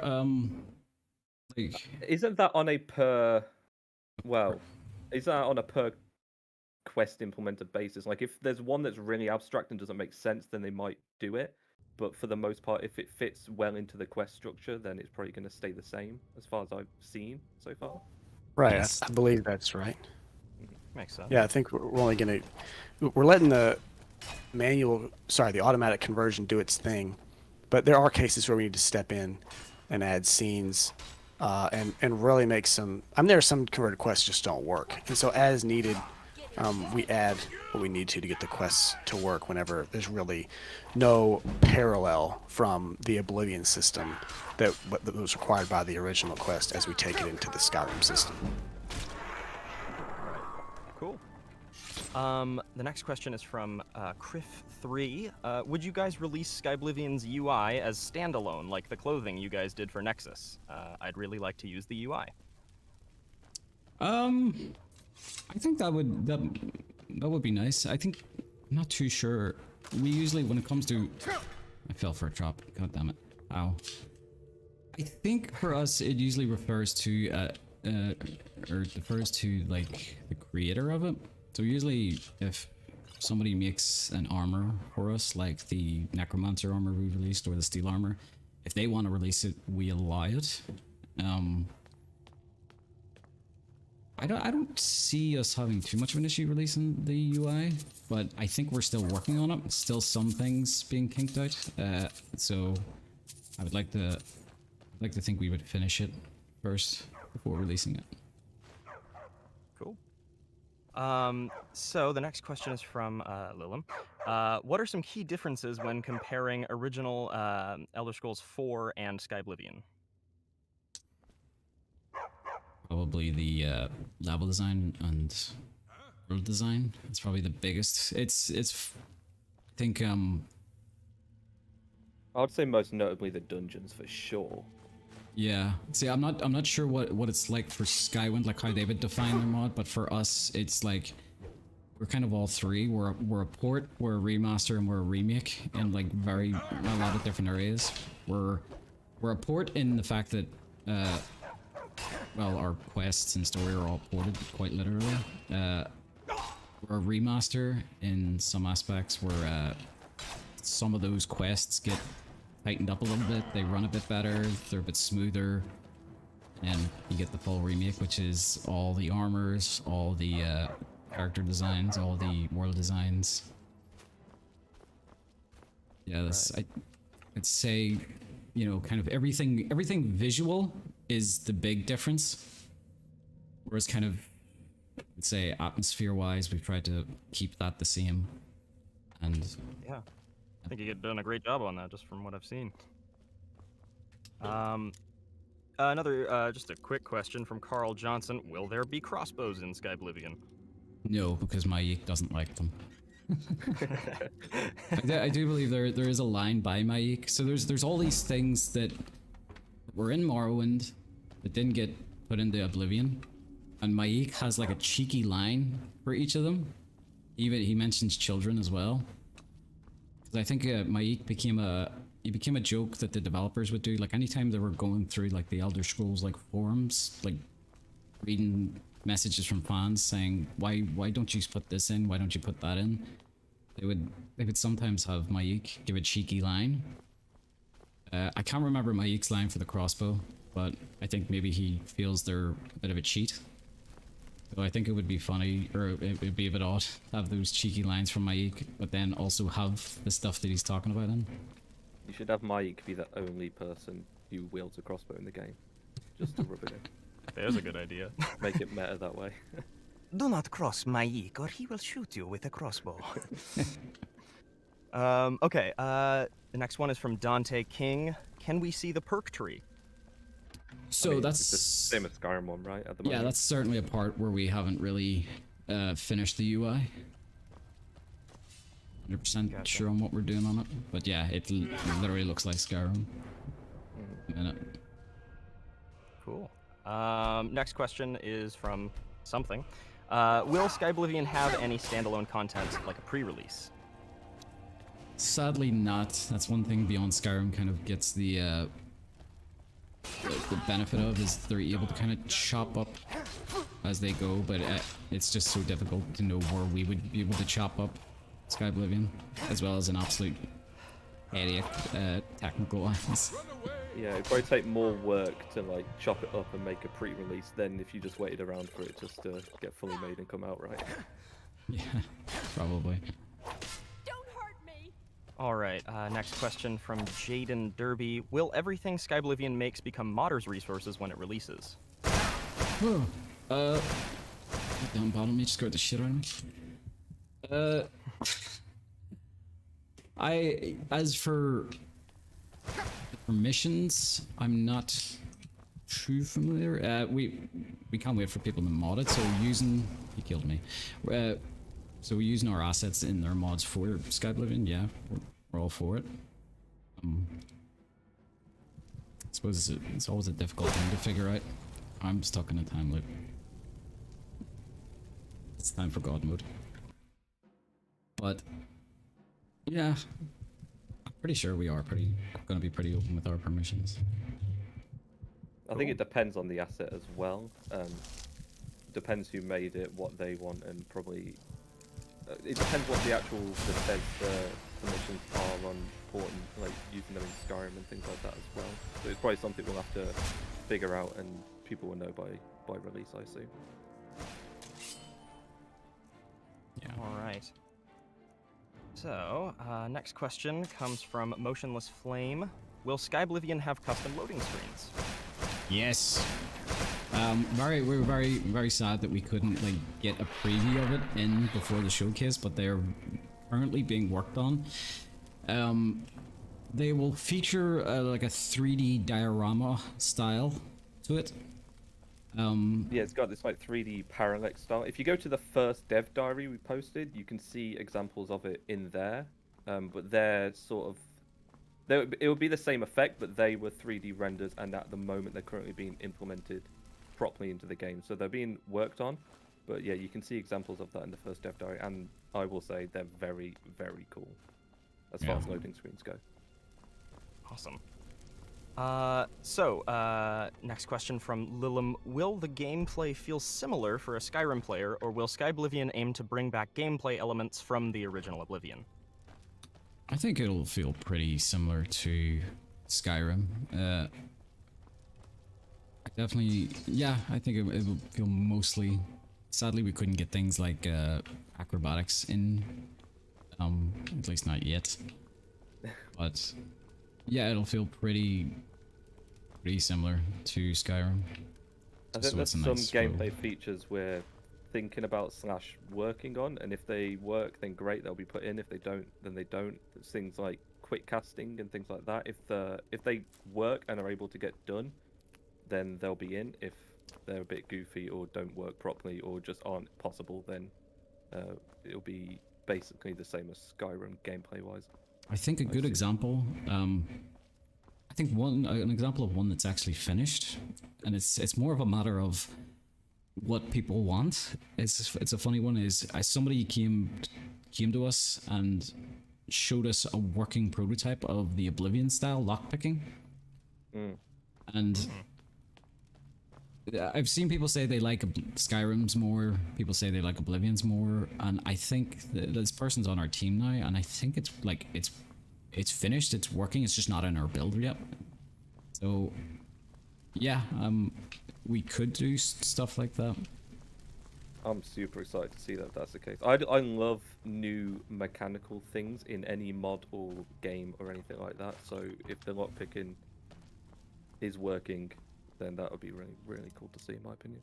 Yeah, I think I would play with Oblivion's lockpicking just because it's different. Yeah. Yeah. So the next question is from Umper0. These Skyblivion guys are pretty fun to watch. They should stream on Twitch? Hint, hint, nudge, nudge. Yeah. Yeah, we stream pretty regularly. A lot of landscaping work, a lot of interior design work. Those that don't know, I'm terrible at lockpicking. All right, next question from Systematic Disparity X. What's been the most difficult / rewarding process to make Skyblivion a reality? What are some major pushbacks, and how did you overcome said issues? I think sometimes the thing can set you back is getting burnt out, kind of losing steam and stuff like that, but what it usually is the pushback, the thing to set you back on track is seeing other people's work. Like Sharon work on Skyblivion is it's pretty encouraged, because when people see it, they get inspired, and when they get inspired, they want to continue working in order to complement the work that has inspired them. Yeah, one of those forms I think is the dev diaries in particular, where Oh, they help even them members easily. of the team, even members of the team that are already there, we have a massive boon of work after a dev diary comes out, because everyone feels like inspired. They're like, oh yeah, it's like everything's working out and looking great and everything. So a lot of the time when you're working on your own area or your own department, you only really see what you do unless you're active in the Discords and check up on the community and things. So when you see work being presented in a dev diary or something, I feel like it helps inspire new people to join, and a lot of the people that are already here. Absolutely. All right, the next question comes from someone, unfortunately I cannot read Cyrillic at all, but will we be able to equip greaves separately from the cuirass? Sadly not. Our armors work more like Skyrim's. I believe we're still trying to figure it out because it's not part of the base game, but I believe down the line there will be only one armor that will work that way, which will be greaves separate from the cuirass. It'll be the Knights of the Nine, simply because there's a quest attached to each individual piece, which makes it a bit more difficult. But I think it was just easier for us. Yeah, I assume the chest piece would then replace just the cuirass in like every other armor then, instead of... Yeah, we've shot about some ideas, occasionally, like how to address it. We'll figure it out eventually. Or maybe you have to collect the greaves and the cuirass and then like merge them together. I don't know. We also We're coming thought up with ideas live here. we thought about not letting the player put any of the armor on until it was completely complete. And, yeah. I wonder, this might be a slight gameplay change, what we might see, which is shooting arrows at levers opens them. I did that specifically just to let my level designers have a bit of fun with placing levers in awkward spots, just to force the player to look up every once in a while. We'll take any puzzle advantages we get in Skyrim, because there aren't many choices in puzzle department, unfortunately. Yeah. Next question, also from someone whose name is in Cyrillic. At what stage of development are you now, and what will you do in the future? So, it's difficult to say what stage we're at in development now. Just because it's difficult to get a percentage on stuff like that. I did say we hope to have the overworld finished by the end of the year. Hoping we can do that, and once that begins, it means nav meshing can get started on that. And once nav meshing gets started on that, the world will feel a bit more alive. Quest seems to be going pretty well. There's not much for us to figure out. We know the work we have to do, and it's just getting it done. Yeah, and you just have to get over some of those hurdles, like certain level designers can't work until architecture is done and things like that. So you could say like there's this amount of areas left to make level design wise, but then that might not even be able to get started until we get another architecture guy on and the 3D work is done. So it's kind of hard to say like this is how far along we are, because that might not even translate into time at all, depending on what it is. Got it. All right, well, I think we've got time for a couple more questions. Have you guys added any Easter eggs? Oh, yeah. Just a few. We've added maybe so many Easter eggs that people have to stop adding Easter eggs when they feel like adding Easter eggs. So at the moment, we're in the railing back the Easter eggs kind of stage of development. Yeah, because I'm the lead of interior design and landscaping, so I'm terrified of Easter eggs, because the whole point of them is the level designers hide them.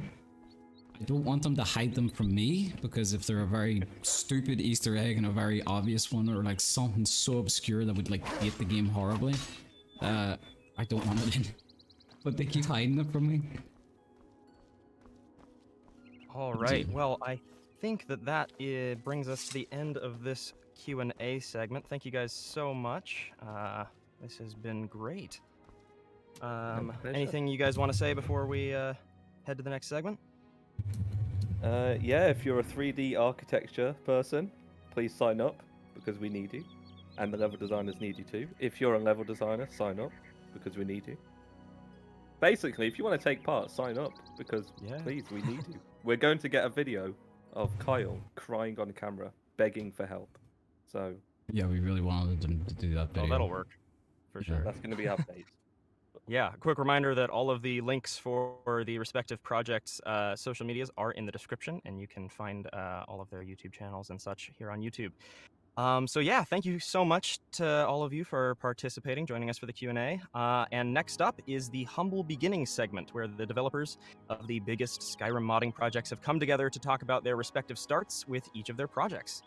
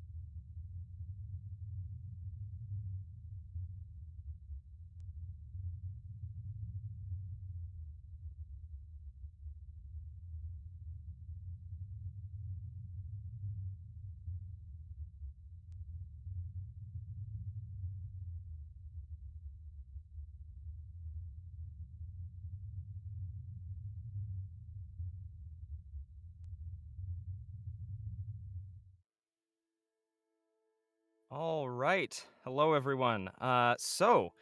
This is the Humble Beginnings segment.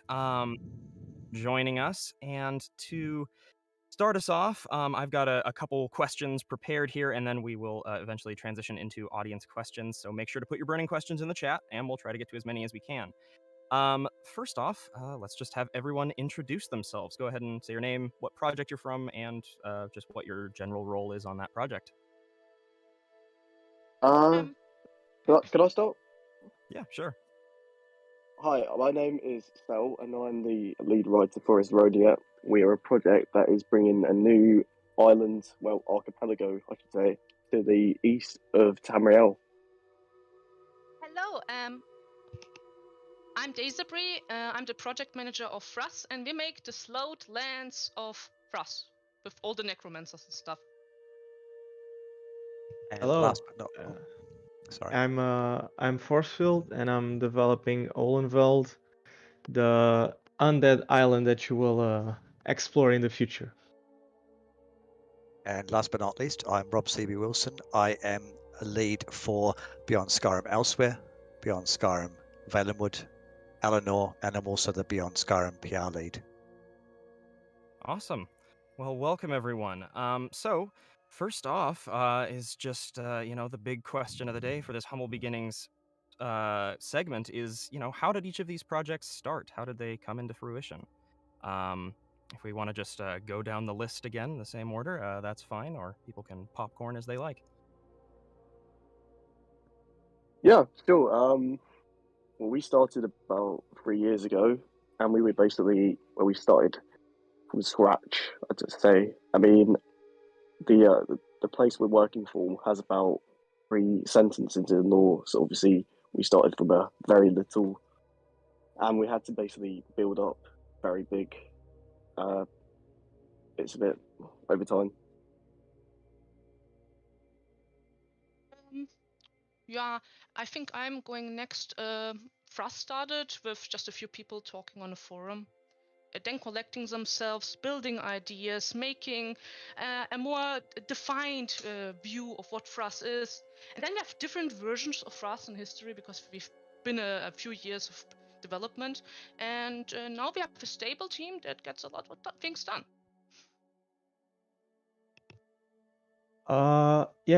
So actually well, I had an idea for a mod that could perhaps bring me some experience in the field for game developer. I actually ended up going into software development, but the idea of being an indie dev still persists. And I started out with small projects on the creation kit, never showed them in the light of day, but then I read a book in Skyrim about a mysterious island, and that island was Olenveld, and it got me intrigued. And I was like searching everywhere. Well, is there a mod? Is there any reference? Is there anything about this island? And no, nobody did it. So yeah, let's start developing Olenveld. And I basically learned everything that I know today about the CK through developing the island. And yeah, it's been an awesome journey. And in terms of Valenwood, so Mr. JGT and I have known each other for quite a considerable time, and we talked about creating a Valenwood mod at some point in the future. About 2.5 years ago, we were involved in another Valenwood team that didn't work out quite so well. And after we left that, we decided that we would finally go ahead and grasp the nettle. So we created our own Valenwood team in May of 2020 and steadily built it under the United banner, and we're always with the goal of applying to join Beyond Skyrim, which we did successfully not very long ago at all, which means we've transitioned from Tears Valenwood to Beyond Skyrim Valenwood, and here we are. Awesome. So a really big part of all of these, large Skyrim modding projects is the communities that they develop. So what I'm interested in is how you cultivate these communities. How does each project handle recruitment, stuff like that? Can I start? In Thras, I think we do things a little bit different than others because we find sources where we can get specialists in specific field, like where to get writers, where to get 3D artists, where to get 2D artists, and then we go out, present ourselves, and say, "Hey, become part of our team." And when it comes to our PR, we try to do it with different social media platforms and try to give a steady stream of content. So every Sunday, you're gonna see something about Thras on our Twitter, on our Reddit, and in our Discord server. So guys, check it out. Thras, it's a nice project. Well, as Ronia, we like to be as bold as possible. So, well, basically, we try many different kinds of options. So we have our conventional sort of application form that people can write on to put stuff about their skills if they want to. But we also look at ArtStation, and we just kind of say everything about ourselves and all the members that we've recruited, and we basically just say where we come from and hope for the best, that people will be interested in joining the journey of creating this new land for us. Well, from my side for Olenveld, I'm basically developing everything, and how I handle recruiting is I don't usually handle recruiting at all because this is a personal record. I'm more of a jack of all trades. However, I cannot stress enough how helpful the community has been. For example, I had a user that basically my computer crashed. I lost backups. I lost everything, and the Black Pixel fixed my ESP. So usually when I need help, I ping my servers, usually my server and the Skyrim mod server, for any help. I had a guy that made the soundtrack, the main theme soundtrack, the consolist. I also pinged my server for if anyone was available for a soundtrack. For voice acting, I usually ping my servers too. So I put a placement on my server and on the Discord server of the Skyrim Voice Alliance, and that's how I recruit people from the outside. But the development is 99% on my end. So from my end, obviously coming from a Beyond Skyrim team and Mr. JDT as well, we built Valenwood in exactly the same vein. We recruit in a very similar way to elsewhere. The one thing that the rest of you haven't mentioned so far is how the team actually works. So one of the things that we were very keen on in elsewhere and also in Valenwood is creating an awesome team spirit. People obviously come and go, but they don't leave because they don't like the team and they don't like the working environment. And we're also extraordinarily organized. Yeah, that's something we do in Hezronia as well. We like to make sure that everyone is treated fairly and everyone knows what is happening. Person. Yeah, in Thras too. We go out of our way to contact our developers, say, hey, are you alright? How are you working? And I think it's very important that we need to remember that this is a volunteer project and everyone can do as much as they can, but for that is volunteer, we actually achieve a lot. So yeah, I'm proud of my team. Very cool. On that topic, how do you motivate your team? How do you keep things going? Because, like you mentioned, it is a volunteer project. Oh, you start. Sorry.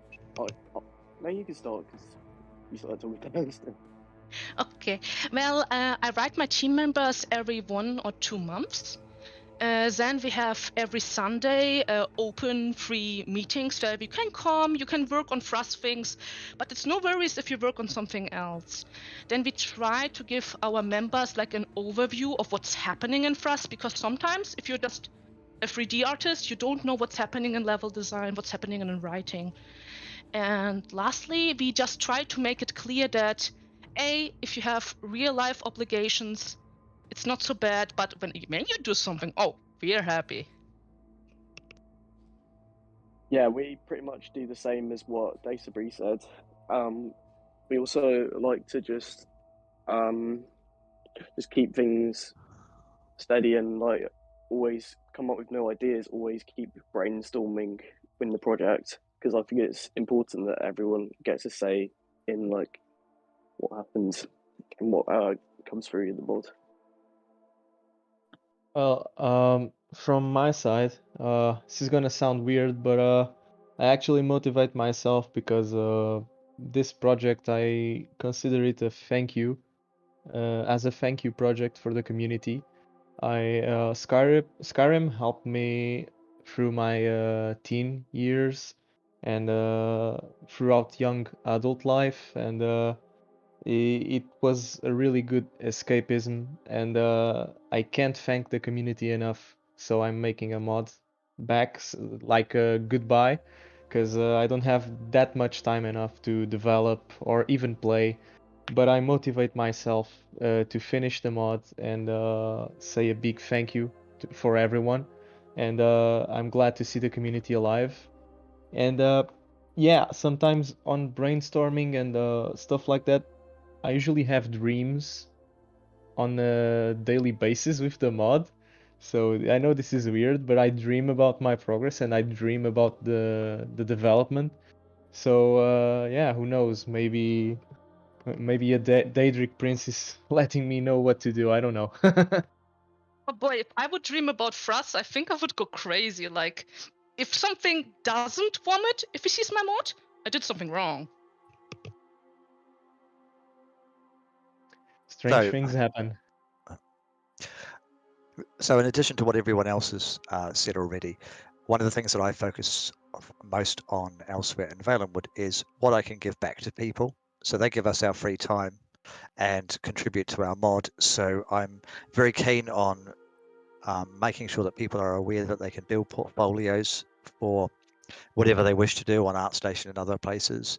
I've also acted as a referee and reference for interviews and other things like that, so that we can give something back to these people who give us so much.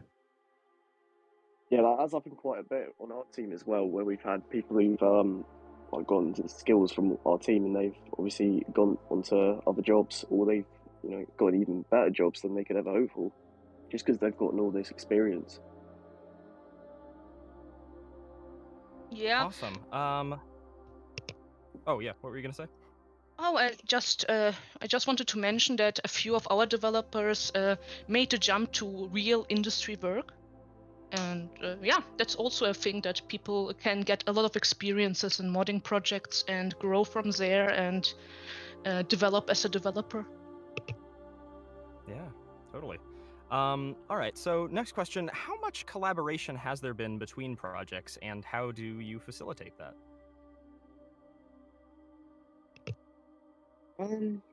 Oh, you mean projects between other projects? Yeah, whatever in the modding community, between you guys itself, or whatever. Okay. Well, in this area, obviously we're set to the east, so obviously we try to go for when we communicate with other provinces and projects, we obviously communicate with ones that are like close to Asrodia. So they'll often be in Tamriel, or they'll be another Padamaic Isle. So obviously, like projects like Valenwood, we've had a little bit of communication with them, and elsewhere, like Rob. But yeah, we obviously just tried to keep that communication basis ongoing all the time, and it really helps because obviously when we like share assets, it can like speed up progress a lot of the time.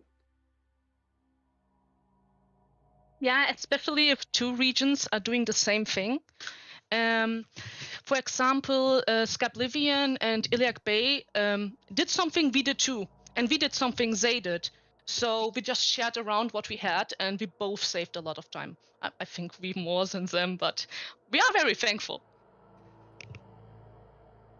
Yeah, from my side, between projects, I actually helped two projects get their interior dungeons and gave some tips. But for example, I know Beyond Skyrim is also doing a little bit of their version of Valenwood, and that kinda some people might get a misconception that I'm working for Beyond Skyrim while I'm not, but there is space for both of the mods, and while they don't reveal much details, and I'm glad because I'm really curious about it, and the suspense is thrilling me. I will try to, when I release the mod, I'll try to accompany them, or perhaps do some patch or compatibility, or even make my story a little bit more open-ended on my side, so both mods can participate in the whole community as a whole. So in terms of Valenwood, obviously as we are part of the Dominion provinces, Eleanor, elsewhere, and Valenwood, we've collaborating with them. We've actually actively collaborated with elsewhere. So the armor that you saw on the Valenwood trailer was made by our wonderful 3D lead, but was actually implemented by elsewhere. And as a trade for that, Valenwood made an armor for elsewhere. So that's the type of active collaboration that we're working on. We're also working on a slightly more passive version of the same, where the 3 Dominion teams will pool their resources. So, for example, generic rocks that can be used anywhere in any province are being shared. They're being pooled, and then they will be collected up, and each team is then free to texture them with their own individual textures, so that you end up with 3 times as many generic rocks. So those are the kind of things that we're looking at and have already done between the Dominion provinces in particular. Awesome. We're gonna flip it over to audience questions now. So yeah, keep throwing those in the chat, guys. First question from Hey There Abs. If you were to start your projects over, what would you do differently? I think for Asrodia, we would have a very solid idea, because we've had a lot of changes made from our lore from the beginning. It's obviously been very up and down, like a roller coaster, but if we had like a solid plan of our cities and our story from the beginning, I think that could be just a good basis of where we're going to go and what we're going to end up at, really.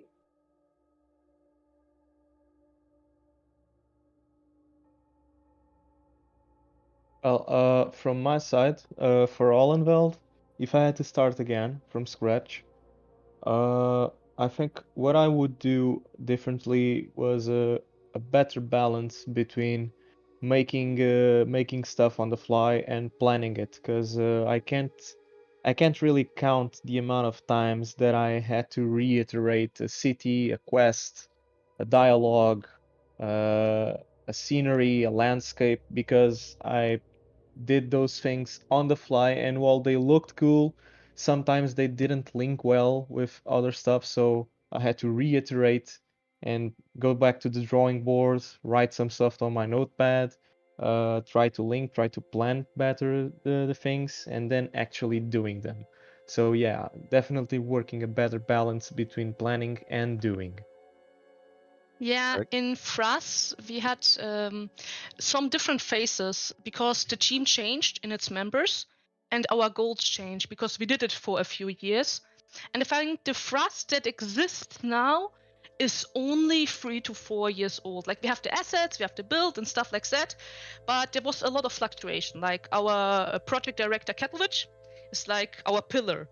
But other than that, a lot changed. People had other plans, directions changed. We wanted to do new things.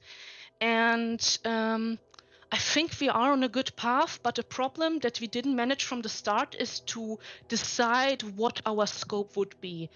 In Thras, like, at one point we said, okay, we have too many weapons, we have too many armors, we need to get something done, we need to cut. And then we sat down a week and cut down everything, see what is the most important thing. And I wish we had done this sooner, but we learn from our problems and make steady progress.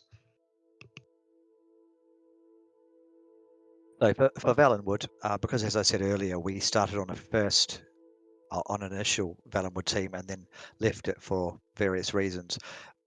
After that, Mr. JGT and I sat down and we looked at what went wrong, what we did wrong, and how we could improve. And we spent, I think it was about 6 months just planning with just the two of. It was the loneliest server you've ever been on. It was a team server with just me and Mr. JGT, but we sat down there. He spent months and months and months nailing down all of the lore from ESO and all other sources, making sure that it was all together, and then so that we had a absolutely watertight and stable foundation that we could then build from. And then once we had that foundation, we then invited other people in to help us out. So that was the thing that we learned the most from our experiences. Awesome. So the next question is from Lilum. Is there a milestone or a particular achievement that you're looking forward to? Yes. You first. Okay. Well, obviously, getting these cities in game is quite a exciting thing, because I feel like cities are just, you can play a lot with them and make them their own character. So that would be mine, just cities and seeing all the NPCs going through them, having all these different quests and quest line. I just think it's so interesting to see where it goes. When you plan a city and then it's just there. It's just there. You can explore the whole thing. Yeah, for Thras, it's like what I'm really excited about are our Sloth-themed assets, because we have a lot of other things, Marma things, and other cultures. But when it comes to Sloth assets, it's something kind of unique in the Elder Scrolls world. And to see a tile set out of red coral, slime, and body horror ventilators or every type of furniture. And then you bring it in game, you make level design, and to see it all coming together, that would make me really excited.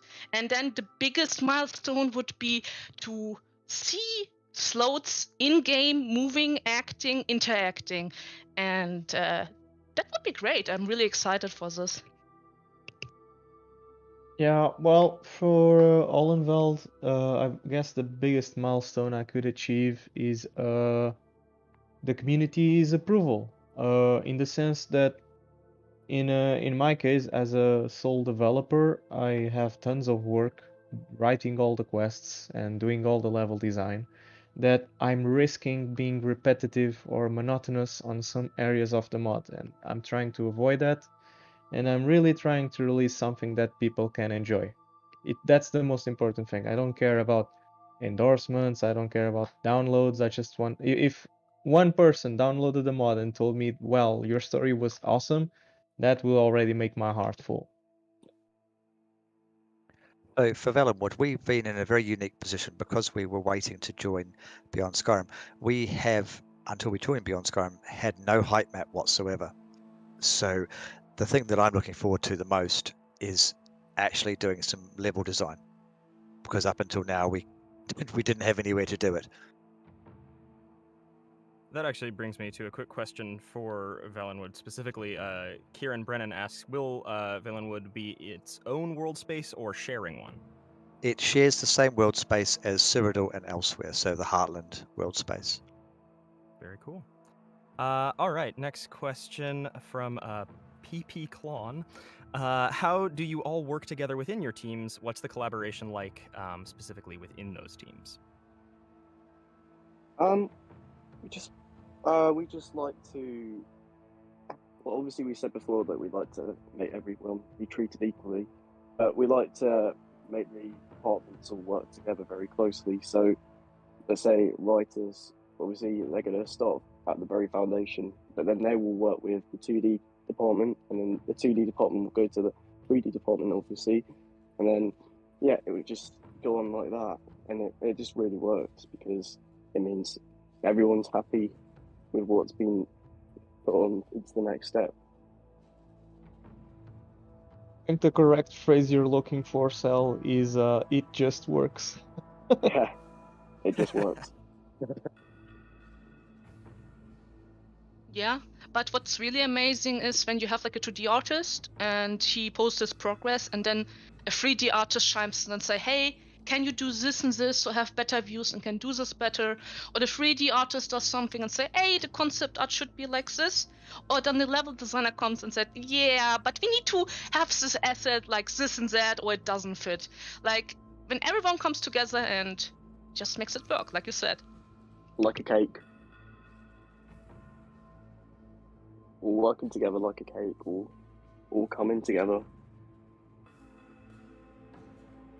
All right, I think we've got a few minutes left here, so we'll go to the next question real quick. What has been a challenge for your project, and what do you feel is a strength for your project?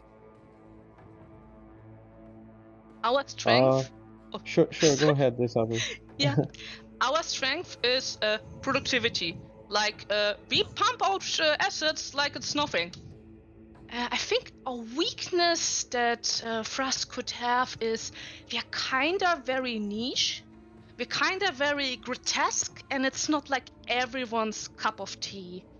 And not everyone can work in Thras. Like if someone makes a zombie and they need references, and it's like the bloated water type, they have to look at the real thing, and that can be not for everyone. Well, for Olenveld, I think my biggest strength is my resilience. I do not quit the mods. I'm gonna be honest. I've thought about it for like 3-4 times because it was just a whole lot of work for me. But I haven't quit. Never did. But my biggest weakness, I think, is sometimes I kind of can get a bit lost. For example, with concept art, I'm no artist in the 2D or 3D concept art department. I am dabbling now a bit on Blender and creating some assets for Olenveld. So yeah, I'm also dabbling into 3D modeling. But my biggest weakness, I think, is try not to get lost on your tasks, and perhaps organization and planning and stuff like that, and maybe a bit of motivation, because sometimes it gets dull writing scripts, writing quests, implementing and wiring it all together. It gets kind of dull. So yeah. I'd say our biggest strength is definitely our dedication and our love for just working on the project. Like, we're all here to go through a learning process, and I think that's just really great for everyone, how we all teach each other different things and how we learn so many new things that we didn't know before. And I'd say a weakness is definitely what Force was saying, that lack of motivation can definitely hit. Like, when I get writer's block, that can definitely impair me a little bit. So I think very quickly, because we're running quickly out of time, the strength for Valenwood would have to be the lore. The lore fascinates people. The Green Pact, the Meat Mandate, these kind of aspects of Valenwood, the Bosma, really fascinate people. We've had thousands of questions about the Green Pact, for example. And in terms of the weakness, it would have to be the fact that we're modding on Skyrim, simply because the forests of Valenwood is so very dense, and it's going to take all of our trickery and skill and collaboration with other teams to get it to look how we want it to look. So it's going to an exciting but daunting prospect. All right, awesome. Well, thank you guys so much for all of your insights into these respective modding projects. I think that's just about everything. So with that, we reach the end of Creation ModCon 2022. Please remember to subscribe to the channel and like this stream, as well as the previous ones. Check them out if you haven't already. And also make sure to check out the respective social medias of all the projects involved in ModCon, which you can find links to in the description. It really helps us grow this wonderful community and makes Skyrim modding the best it can be. So, thank you so much to everyone who helped bring this event to life. And of course, thank you to everyone watching from around the world. We'll see you later.